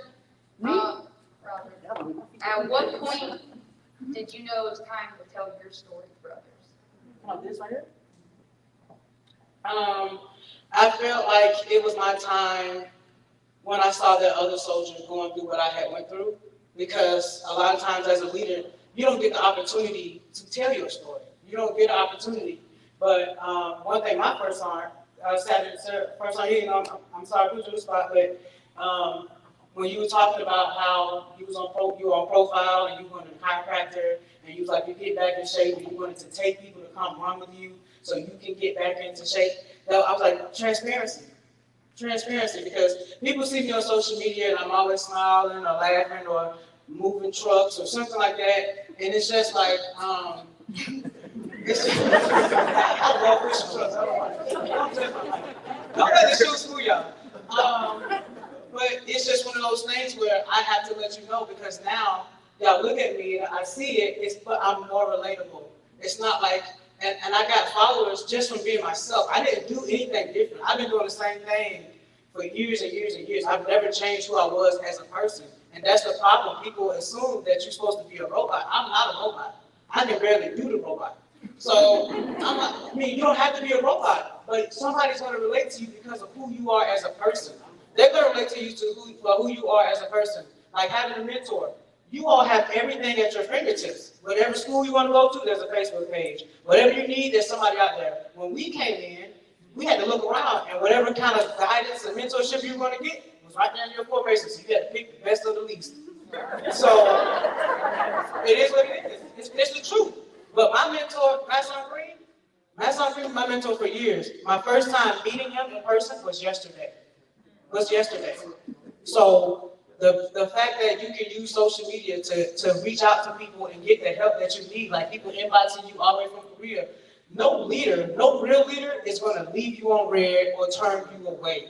No one is going to do that. So at this point in your career, if you are sitting here mentorless and in the struggle, it's literally because you're choosing to do so. And that's the cold hard truth. If you're sitting here without a mentor and no leadership and on the struggle bus, it's because you're choosing to do that. And you have to think about it. You have to get out of your own way to ask somebody, hey, I need help. I'm not going to make it to the next level. I'm trying to do this. I'm trying to do that. Can you look at my records? And it just takes a lot of humility. So 14 years in the Army without a mentor, and then I finally get one, like when I think I know it all. So that's what made me share my story, is because we need it. We need leaders that are transparent, and we need leaders that are going to fight. Thank you for asking me that question. I appreciate it. Thank you.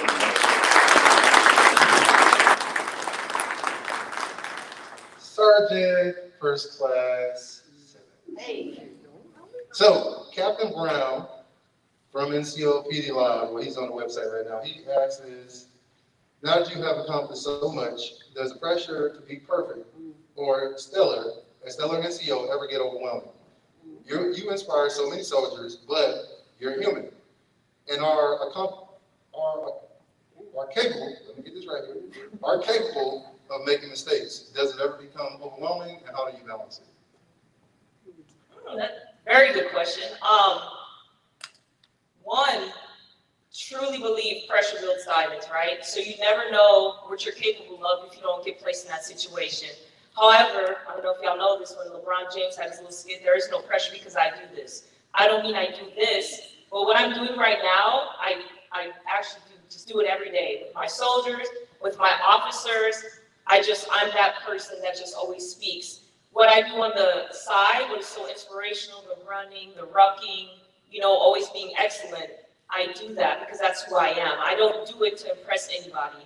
If I do this right now and single one of y'all walk out and you're like, I don't know, she wasn't even that great, I'm still gonna do what I do every day, is wake up, run, go somewhere, and commit to excellence. So there is no pressure. The only way you feel pressure if someone else's opinion then gets to you, right? Now you're like, well, what they, right? Who is they? But I'm past that. I used to be there, but I'm so far past that. I don't feel like I'm Ranger Simmons. I have to be perfect because, quite frankly, nobody's perfect. I make a lot of mistakes, but like Sergeant First Class Green said, there's so much transparency. The reason I bring my soldiers when I do things, and I'm so close to them, because I want them to see who I am. And when I do make a mistake, as a first sergeant, I'll tell that corporal, hey, this is what I did, don't do that when you grow up. She's not gonna, first one, you didn't know? No, that's not what it's about. It's about making that mistake because you're human, and then you teach that soldier hopefully not to make it. So I'm very honest. If there's any pressure, it's from me. So I put the pressure on myself, but I can handle that pressure because then I can alleviate it if I feel like it's getting too much. So thank you for the question. That's kind of my answer.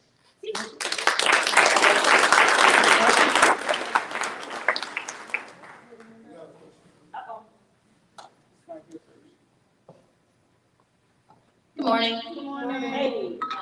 My name is Specialist Sanchez. I'm from the Steel Squadron, 3CR.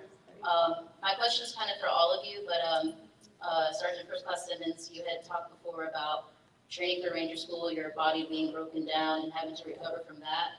I'm in a situation right now where I'm on profile, I have degeneration in my back, and I'm trying to, get back in shape so I can continue to do my job and everything. And so obviously it's challenging. So how do you battle back from an injury? What was some things that helped, all of you, and how do you get, how do you work your way back into being fit to fight and all that? Fit to fight, I love it. Very good question. So right before Ranger School, 3 months prior to, like I said, I was very fit. I did the Baton Death March. That's when I had a collar again. You know what that means. I did the Baton Death March. It was about 16 miles. Ambitious, right? I did it in 2 and some change. Felt great, but then the next day my shoulder was just, I thought I dislocated it, right? Instant panic mode because Ranger School was right around the corner. I was like, catastrophizing. I can't do this, that, my shoulder, I can't go to Ranger School. So That happened right before my deployment. I hurt my leg because I was training for an ultra marathon. Too much too soon, right? I gotta get back to it. I gotta get back to it. Was sidelined for 3 months. This last January hurt my back doing the hex because I wanted too much too soon. I wanted to just hit that 300 too quick. I don't really work out legs. I got chicken legs, and I like it like that. Don't judge me.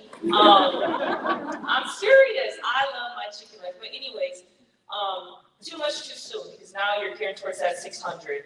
Hurt my back sideline 4 months. Couldn't run. Now I couldn't not lift. I couldn't run. Too much too soon. So from the bottom of my heart, somebody who's very active and was injured a lot of times, take your time. And I mean that.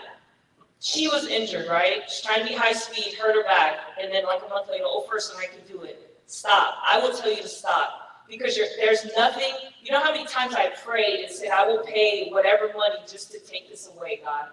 And it doesn't work like that. It will never work like that. Your health is so important. You cannot, I don't care how much money you have, I don't care who you know, if your back is done or whatever it is, that's it. So I will tell you, take your time, do a lot of research, go to, whatever physical therapy or whatever you can do, obviously do that, but I will tell you with time, everything heals. We have to be patient. And while you're patient, just be cognizant of the other factors, i.e. when I'm injured and I can't work out, I'm like, oh, I'm gonna get fat. Well, then stop eating. But I have no self-discipline when it comes to eating. I'm transparent, right? I'm being so serious. If I see a cookie, I'll walk away and I'll come right back and eat it. Then I'll go get another one because, I like to eat. But I'm saying, if you know that and you're injured, stay away from the cookies and all that. Not saying you do, but if that is your, then to maintain the weight, and then once you're healthy, now you're more comfortable of just moving forward, if that makes sense. What did you add today? I'm gonna add something to it. The other part of it is who you doing it for. Because if you're trying to get back into shape for the army, you'll never do it. But if you're trying to get in shape and get healthy for yourself, then that's the motivation that's gonna push you over the edge. Because a lot of times we put the army over ourselves, but sometimes when you're doing it for yourself, that motivation just kicks in, like getting up at 3 o'clock in the morning, like me and her. You know what's about to happen? No, but it's just because, hey, when you look at it, especially as a leader, your PT is the only thing you do for yourself all day. Because by the time you hit 6:30, it's all about the soldiers. Then you got to deal with everybody else in the company or troop or battery. And then you're back home and you're just too tired. So you have to make that time for yourself. So what are you doing it for? And once you make it about you, then you won't let yourself down. Okay. Okay. Also, to add to that, make sure, sound professional. Make sure that you're paying attention to your body. Like she said, don't do it for anybody else. So if you're out there, remember, you're the one that has to live with it. So while they at home doing backflips and whatever on the trampoline, you walk around half broke because you letting them get to you. Like, don't let them get to you. Don't let them be like, oh yeah, So you can't do PT. You're a dirtbag. You're this, you're that. Okay, but you're a dirtbag that can stand up straight. You know what I'm saying? Yeah. So put yourself first. Take care of yourself.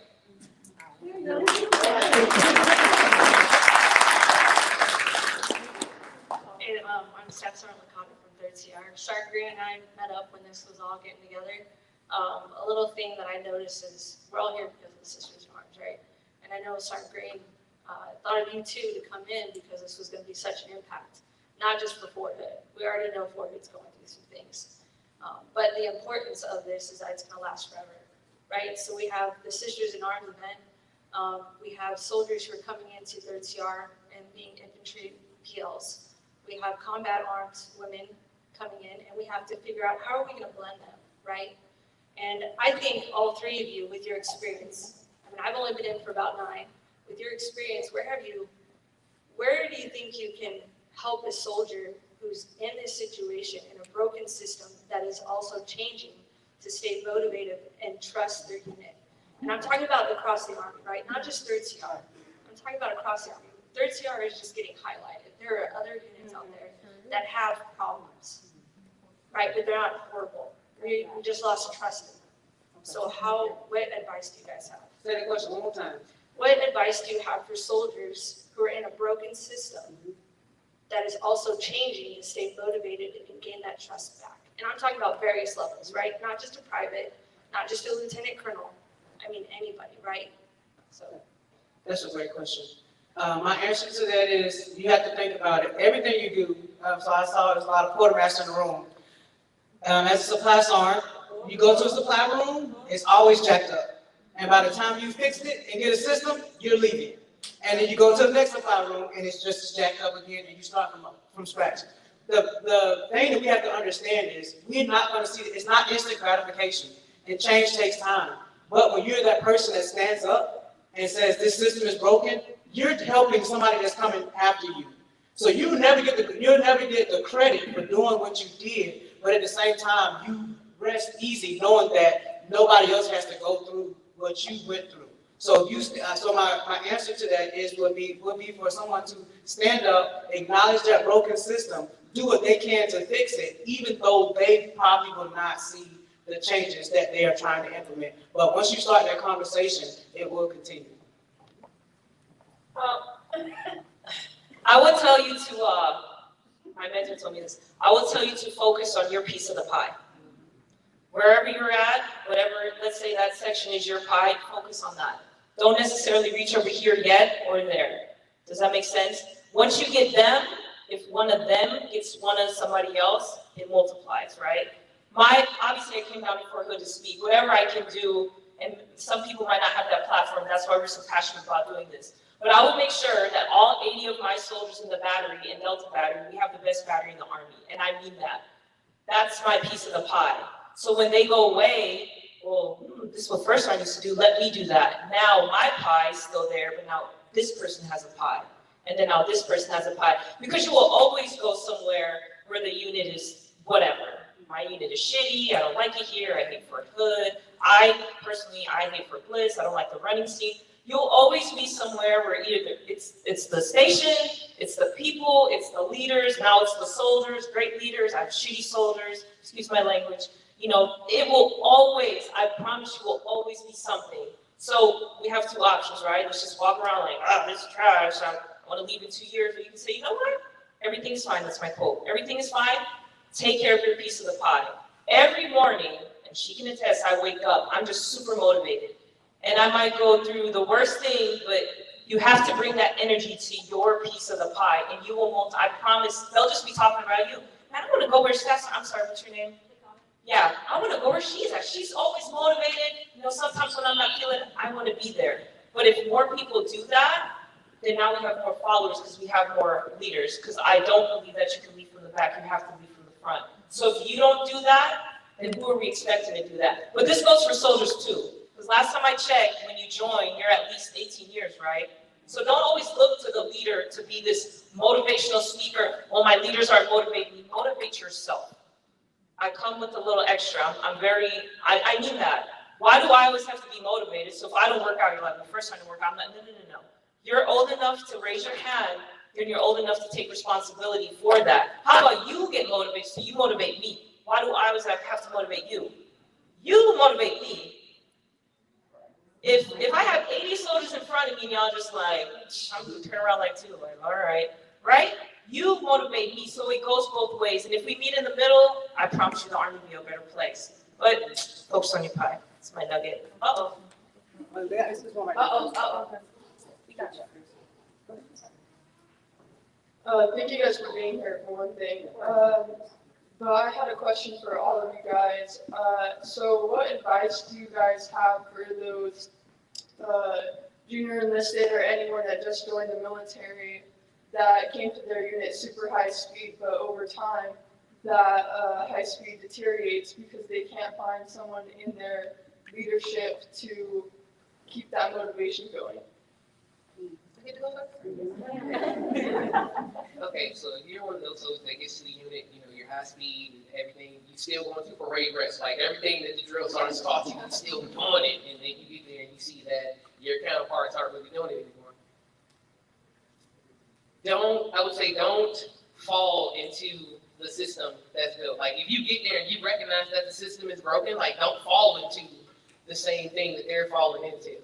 I don't talk as well as they do, like I usually crack jokes and stuff. Let's see, how do I put this without being disrespectful and unprofessional. That's what I'm trying to do.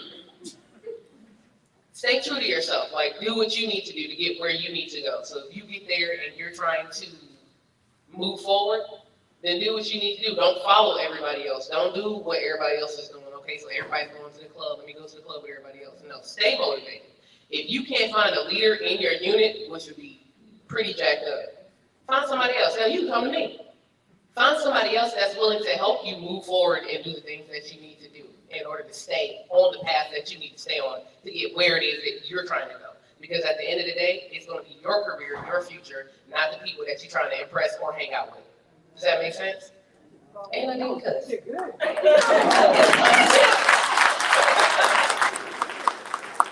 to caveat off that. The young soldier part. I don't believe it's young soldier. I believe it's soldier, right?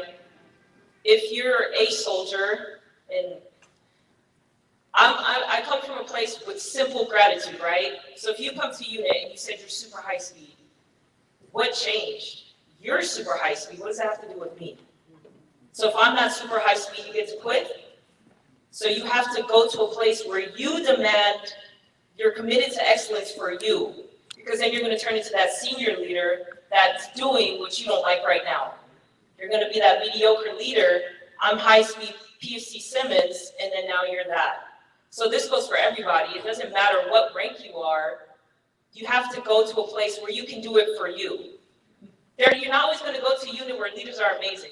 That's just not going to happen. And if it does, great 20 years or however long you do, that's phenomenal. But you're not always going to be in a place where people are super motivated. People are so easily demotivated, right? So what do? Simple gratitude, like I said. Why can't you just wake up and be like, you know what, God, thank you. I have a job to go to. Oh, I gotta go to PT. No, I'm transparent, right? I see it all the time, and it makes me so mad when my soldiers who were deployed 6 months ago begging to come home station, and now we're at, you gotta go to PT. Be happy that you have a job. Seriously, even in these times. And I'm not just saying that because it sounds cliche, right? When you're driving, be happy you have a car. Do y'all not watch Netflix and watch these shows where people have nothing? People can't see, people can't hear, people have no food. Why is that not good enough to keep, I'm not saying you, I'm just speaking in general, right? Why is that not good enough to keep you motivated? No, I love running, and the reason I'm so motivated now is I'm 31, so the older I get, I'm more because I'm not injured. I remember where I was a year ago. So every step I take, I'm like, thank you, God, I feel so good. Why does it have to be this immaculate, oh, I want to be a millionaire, I want to be LeBron James, why does it have to be all that? Simple gratitude, right? I don't have this, at least I have that. You know what, I don't have this, but at least I have that. Oh, I'm not with a supermodel, but I'm very well taken care of here. Why does it have to always be all that? So that right there, every morning you should wake up is enough. That's why I don't hit snooze, because I'm just grateful to be there. I'm excited to get up. You know what? My soldiers, right? And I'm just going off the tantrums. Let me talk. Get up at 3. So I feel sorry for myself a lot of times. I still do, though. You got to do it anyways, right? Do my little thing, and then I see my soldiers, and then I get excited. I wasn't motivated before, I was just, whatever, but then I see them, I'm like, yes. And me for sure, I'm just talking shit, right? And I love it, I love it, I love it. So you have to find a place, you got simple motivation, gratitude, just gratitude for the little things, right? If you get off at 14, it's not 17, yes, that's it. Why is that not enough? And if that's not enough for you, once something gets taken away, you'll wish you were where you were yesterday, and then you'll maybe think about what I said about simple gratitude. So that's all I got.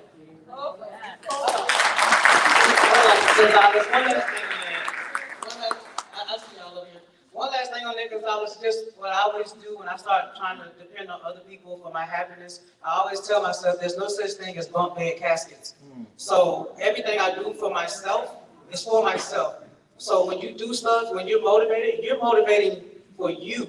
It's not, so this right here, like my PCS award is done, I have my clear papers, this ain't for me. Like I don't care, I don't want any of the gratitude or any of that award, any of the credit. So when you're motivated, you shouldn't be motivated for other people to see. You're motivated because, yes, I pushed myself a little further than I did yesterday. I did a little bit more than I did yesterday. So that's what it's about. You shouldn't be looking to anybody else to give you anything because it's all on the inside. Because guess what? If they can give it to you, they can take it away. So remember that. I got one. Sergeant, first fast forward from Tiger Squad. My question is for MUSE specifically, but all three of you have such a strong voice, such a presence on social media. You're out there, people know who you are. How do you keep going when people try to shut you down? You sort of had an issue with it. Because there are some people here that are trying to build that voice. They're trying to become that. They're going to face what some of y'all have faced with people trying to shut them down, people trying to talk louder than y'all are. So how do they work through that when it comes? Okay, let me tell y'all a quick story so you can give me something I can talk on. All right, so when I first started doing these videos, the first thing that went through my mind was, I'm going to jail. I'm going to jail, the wrong person's going to see it, or someone's going to say something. They're going to say, oh, she's embarrassing the Army. And I got a lot of that in the beginning. I got called so many names. They were saying so many things about me. Oh, she's stupid, she's dumb, she shouldn't be doing this, she shouldn't be doing that. And again, I would look at my inbox and I would see all the messages from soldiers who were reaching out because they needed help.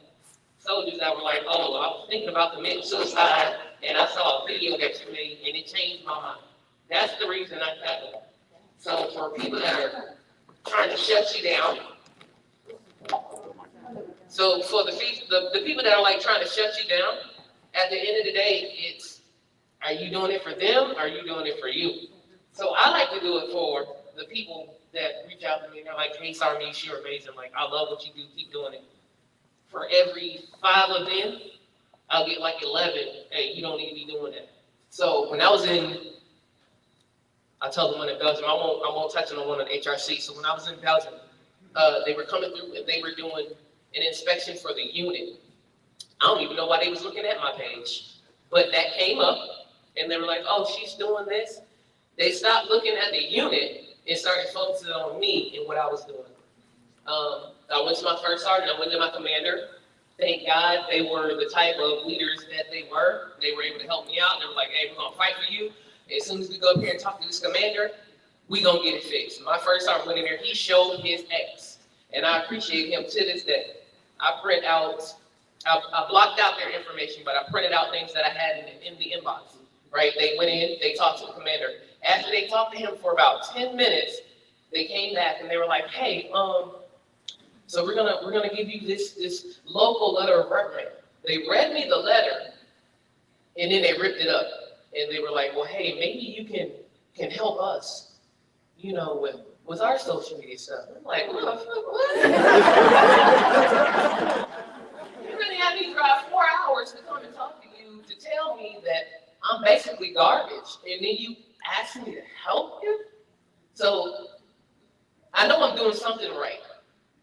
I know I'm doing something right, and I'm gonna keep doing it. Like at this point, I feel like I'm to the level to where if someone says something about me on my page, I don't even have to respond anymore. The fans be coming out, what you said about her? Like, you don't know her like that, dude. Like, come on, bring it on the 400. Like, come catch these hands. That one right there. You know, I don't even respond. So if it's something that you're trying to do, I would say as long as you're trying to keep it positive, keep it motivational, don't just talk about the bad, like mix it up, talk about the bad and the good. Be relatable. So make sure you're talking about stuff that everybody can relate to, folks being late to staff duty, drill sergeants being in your face, stuff like that. Did that answer your question? Thank you. Thank you.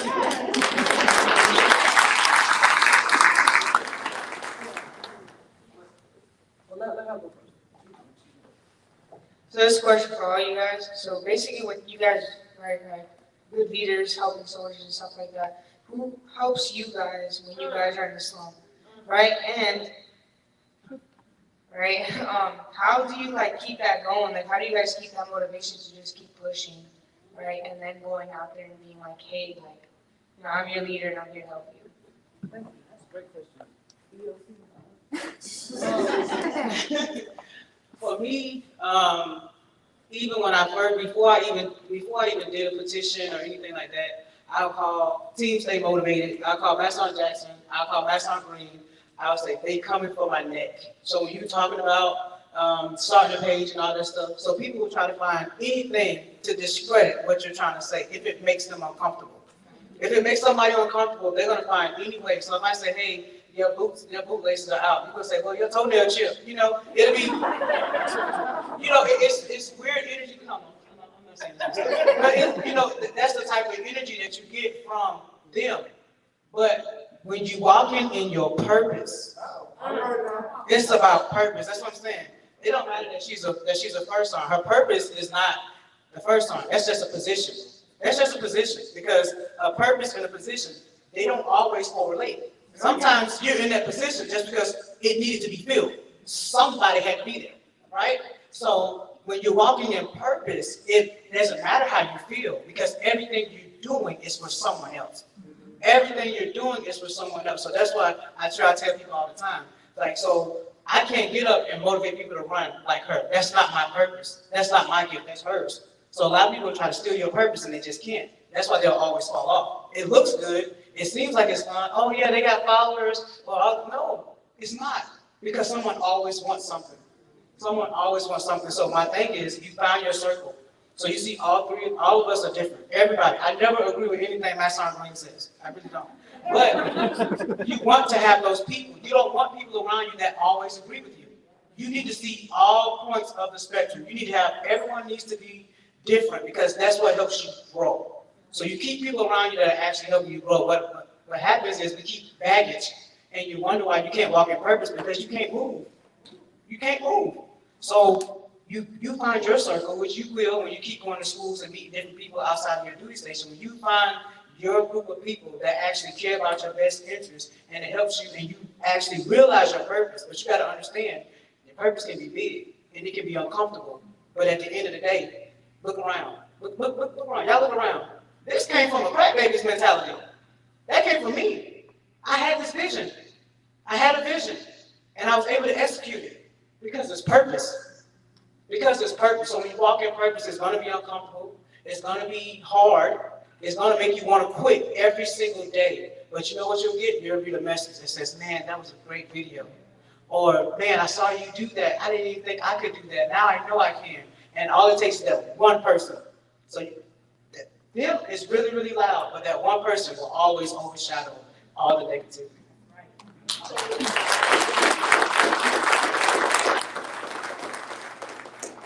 So the thing that keeps me motivated are the supporters, the people that reach out to me. Like this woman right here. Like, this is my first time meeting her in person, but she actually reached out to me when I was in Belgium to look at my ERB. And I was like, who is it? A sergeant major. Oh, and it's always, somebody on the page that reaches out. But family, definitely my family.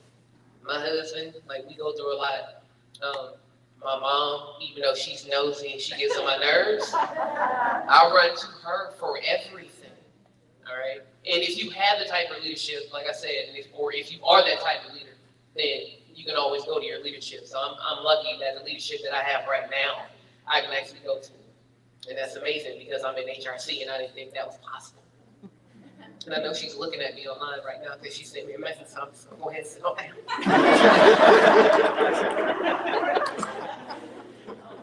I'll answer this question. That was a very good question.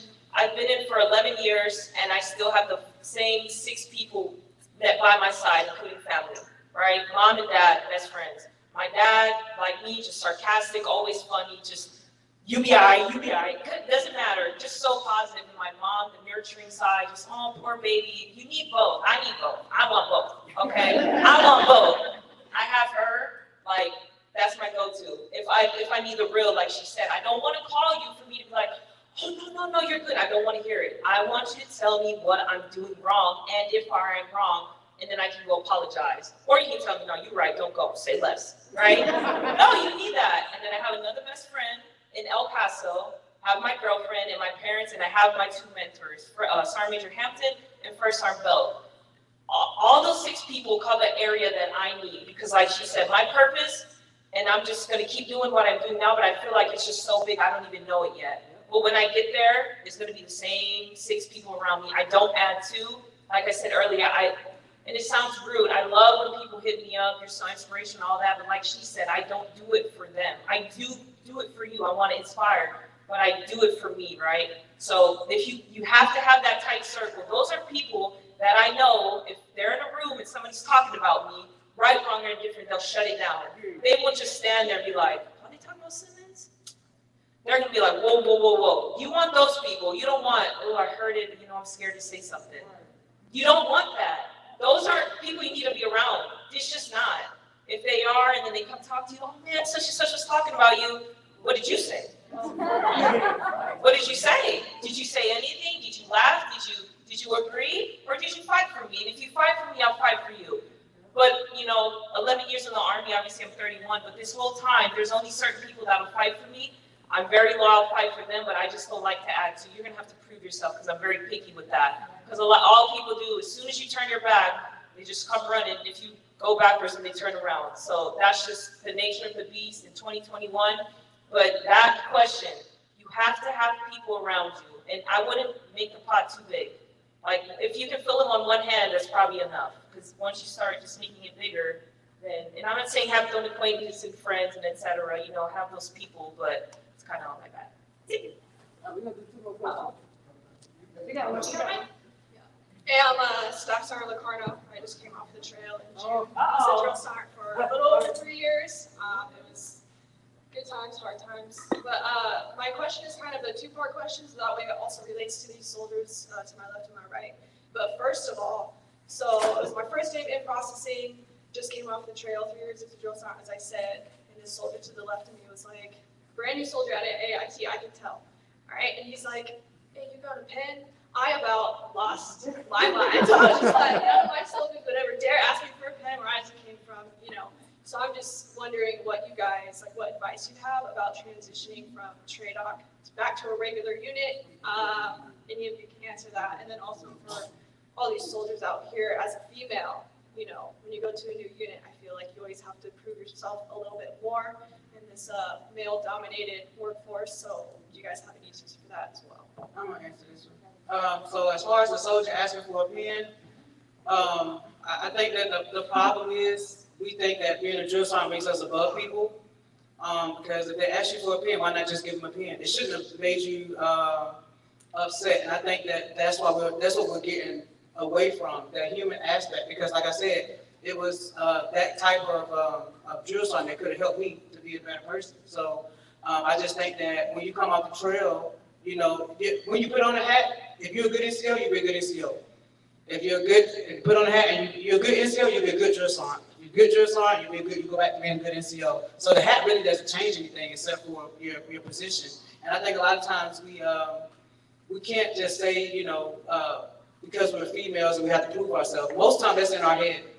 Most of that thinking is in our head, and we try to give ourselves that imbalance as soon as we get there. Like, okay, I'm a female, so they're gonna look at me. No, now if you do it, now I've seen you look at me a different way. But I'm gonna give you the benefit of the doubt and say that the tables are even, because we don't give people the benefit of the doubt. We automatically assume that, oh, you're gonna look at me, I have to do this extra. No, I'm gonna do the same thing you guys are doing. And if I get treated indifferent, now we have a problem. So it's hard to transition though from being a drill sergeant. I'm still in red face. I still get up at 3 o'clock in the morning. I've been in red face about 3 years extra. But just kind of think about it, like, hey, you know, that badge is going to make soldiers want to come to you for help, for guidance. And if you treat them a certain type of way, they'll always remember that. Not that you were their drill sergeant, but man, she was a drill sergeant. You know, she had on fake lashes or something like that. You know, they look at everything because they look at us as that kind of idea of perfection or something like that. So just always remember they're always watching you because of that. And I think you're going to do great. Welcome to the great place. We got one more question. No, she got my phone. No, this. Good morning. My name is Sergeant Brace, and my question is, how do you deal with the isolation that comes from being so successful? That is something. So I'm very afraid of myself. I'm very afraid of being successful because I see a little bit already the isolation that comes with it. You have a certain group of friends, and then your friends change. And I'm sure all three of you can relate to that. So, if your friends changed, then they wasn't your friends in the first place. No. They were not your friends in the first place. So when it comes to, I think that's an excuse that you're making for yourself, not to be disrespectful. I'm not trying to be like, oh, you know, so, but to be real, like that's an excuse. Like if you're going to be successful, be successful. Like don't play yourself down because of the people around you. You do what if she, like she said, you got a purpose, head on that purpose. There have been plenty of times where I was like, oh, I want to quit. Like I'm so tired of this. Like people talking about me. They always saying something like I'm over it, you know. And then I was just like, okay, let me go ahead and grow up because at the end of the day, it's not about the folks that are hating or the folks that are telling me that, hey, you know, you doing all this when it's those same people that are trying to do what it is that I do and they can't. All right. So, what would make you scared to be successful? That's or isolation. I don't feel isolated. I feel like everybody in the room is my family at this point. I can go to anybody for anything.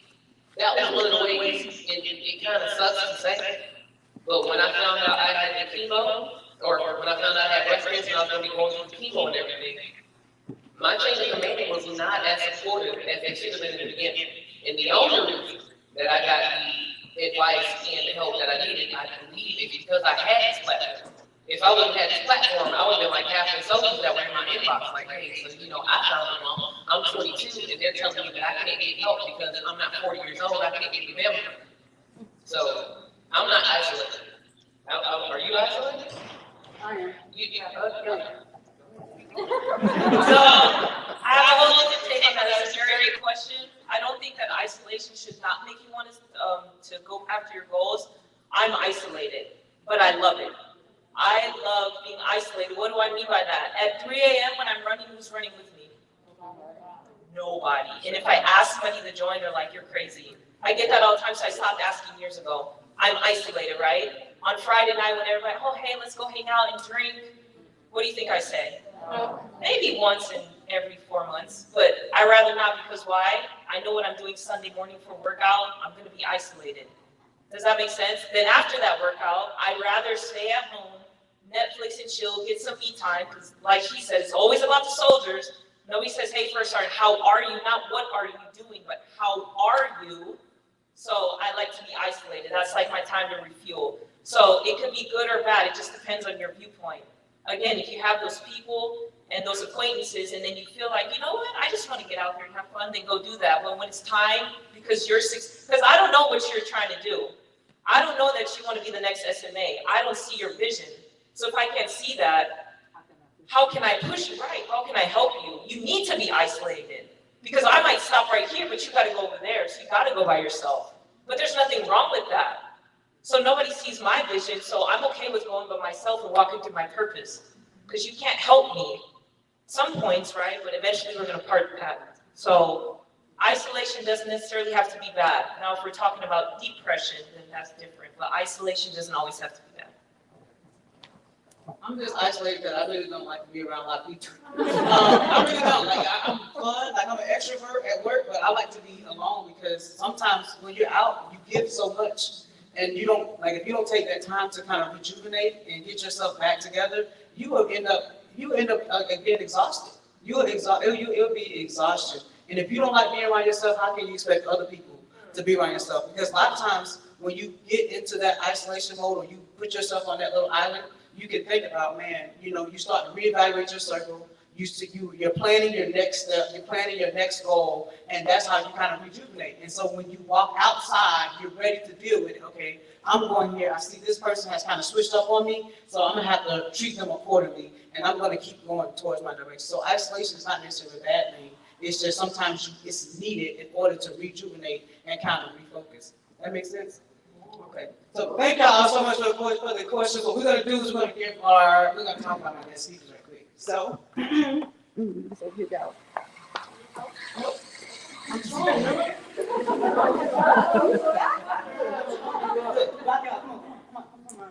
All right, so we didn't rehearse it. I know. I don't like it. I know it's not rehearsed. So, like I said, I had this vision a few months ago, and I called both of them, and neither one of them said no. Like, they were very excited about it, and it all came together. And from the bottom of my heart, I am here to tell everybody that I appreciate who you both are as leaders and as women, because a lot of times we don't acknowledge people until they're dead. You know, we want to put nice Facebook posts and say all this, oh, you're so, no. So this is, I'm giving you your flowers while you're still here. And I just thank you both so much. I look up to both of you because you're just great in your own way. None of us are doing the same thing, and I respect you because you walk in who you are. Thank you for doing this. And now, that's from me, so I'm gonna bring up my regimental Command Sergeant Major Harris.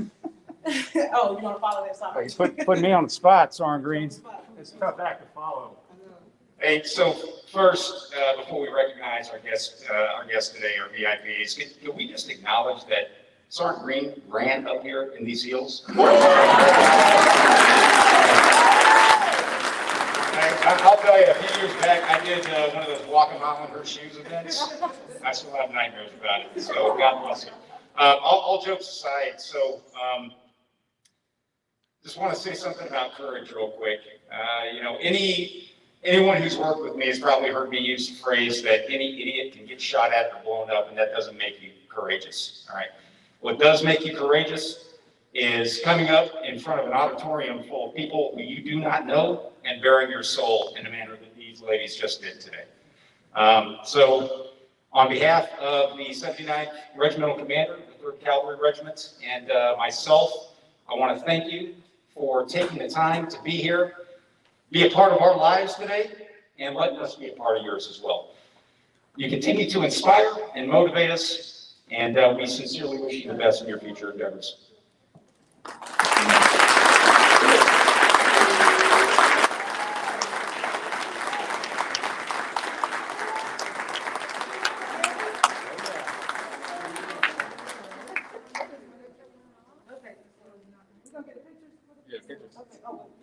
Y'all know my entire military career, I ain't never had one of these.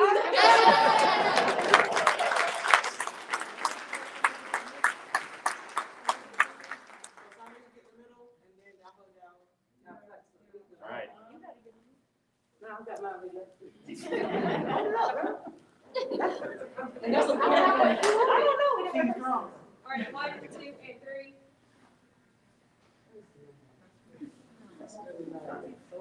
Thank y'all so much. One more round of applause.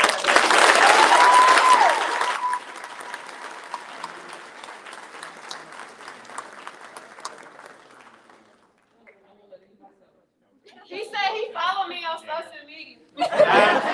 Oh, no. She wasn't supposed to say that. So what we gave them, or they gave me two, I wasn't expecting anything.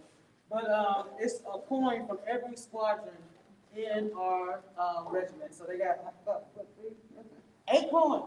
They got like 8 coins, so that's really nice.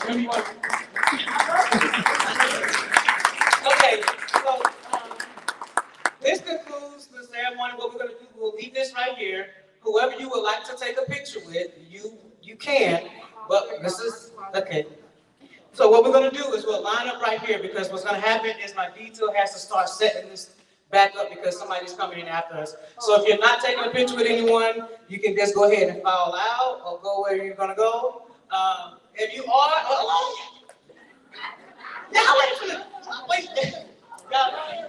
y'all know I've been swinging. Okay, you know what? Don't worry about it. I'm done. Come on, DJ. Come on, DJ. This is what you came for. Lightning strikes oh my God, and everybody's watching her. Hey!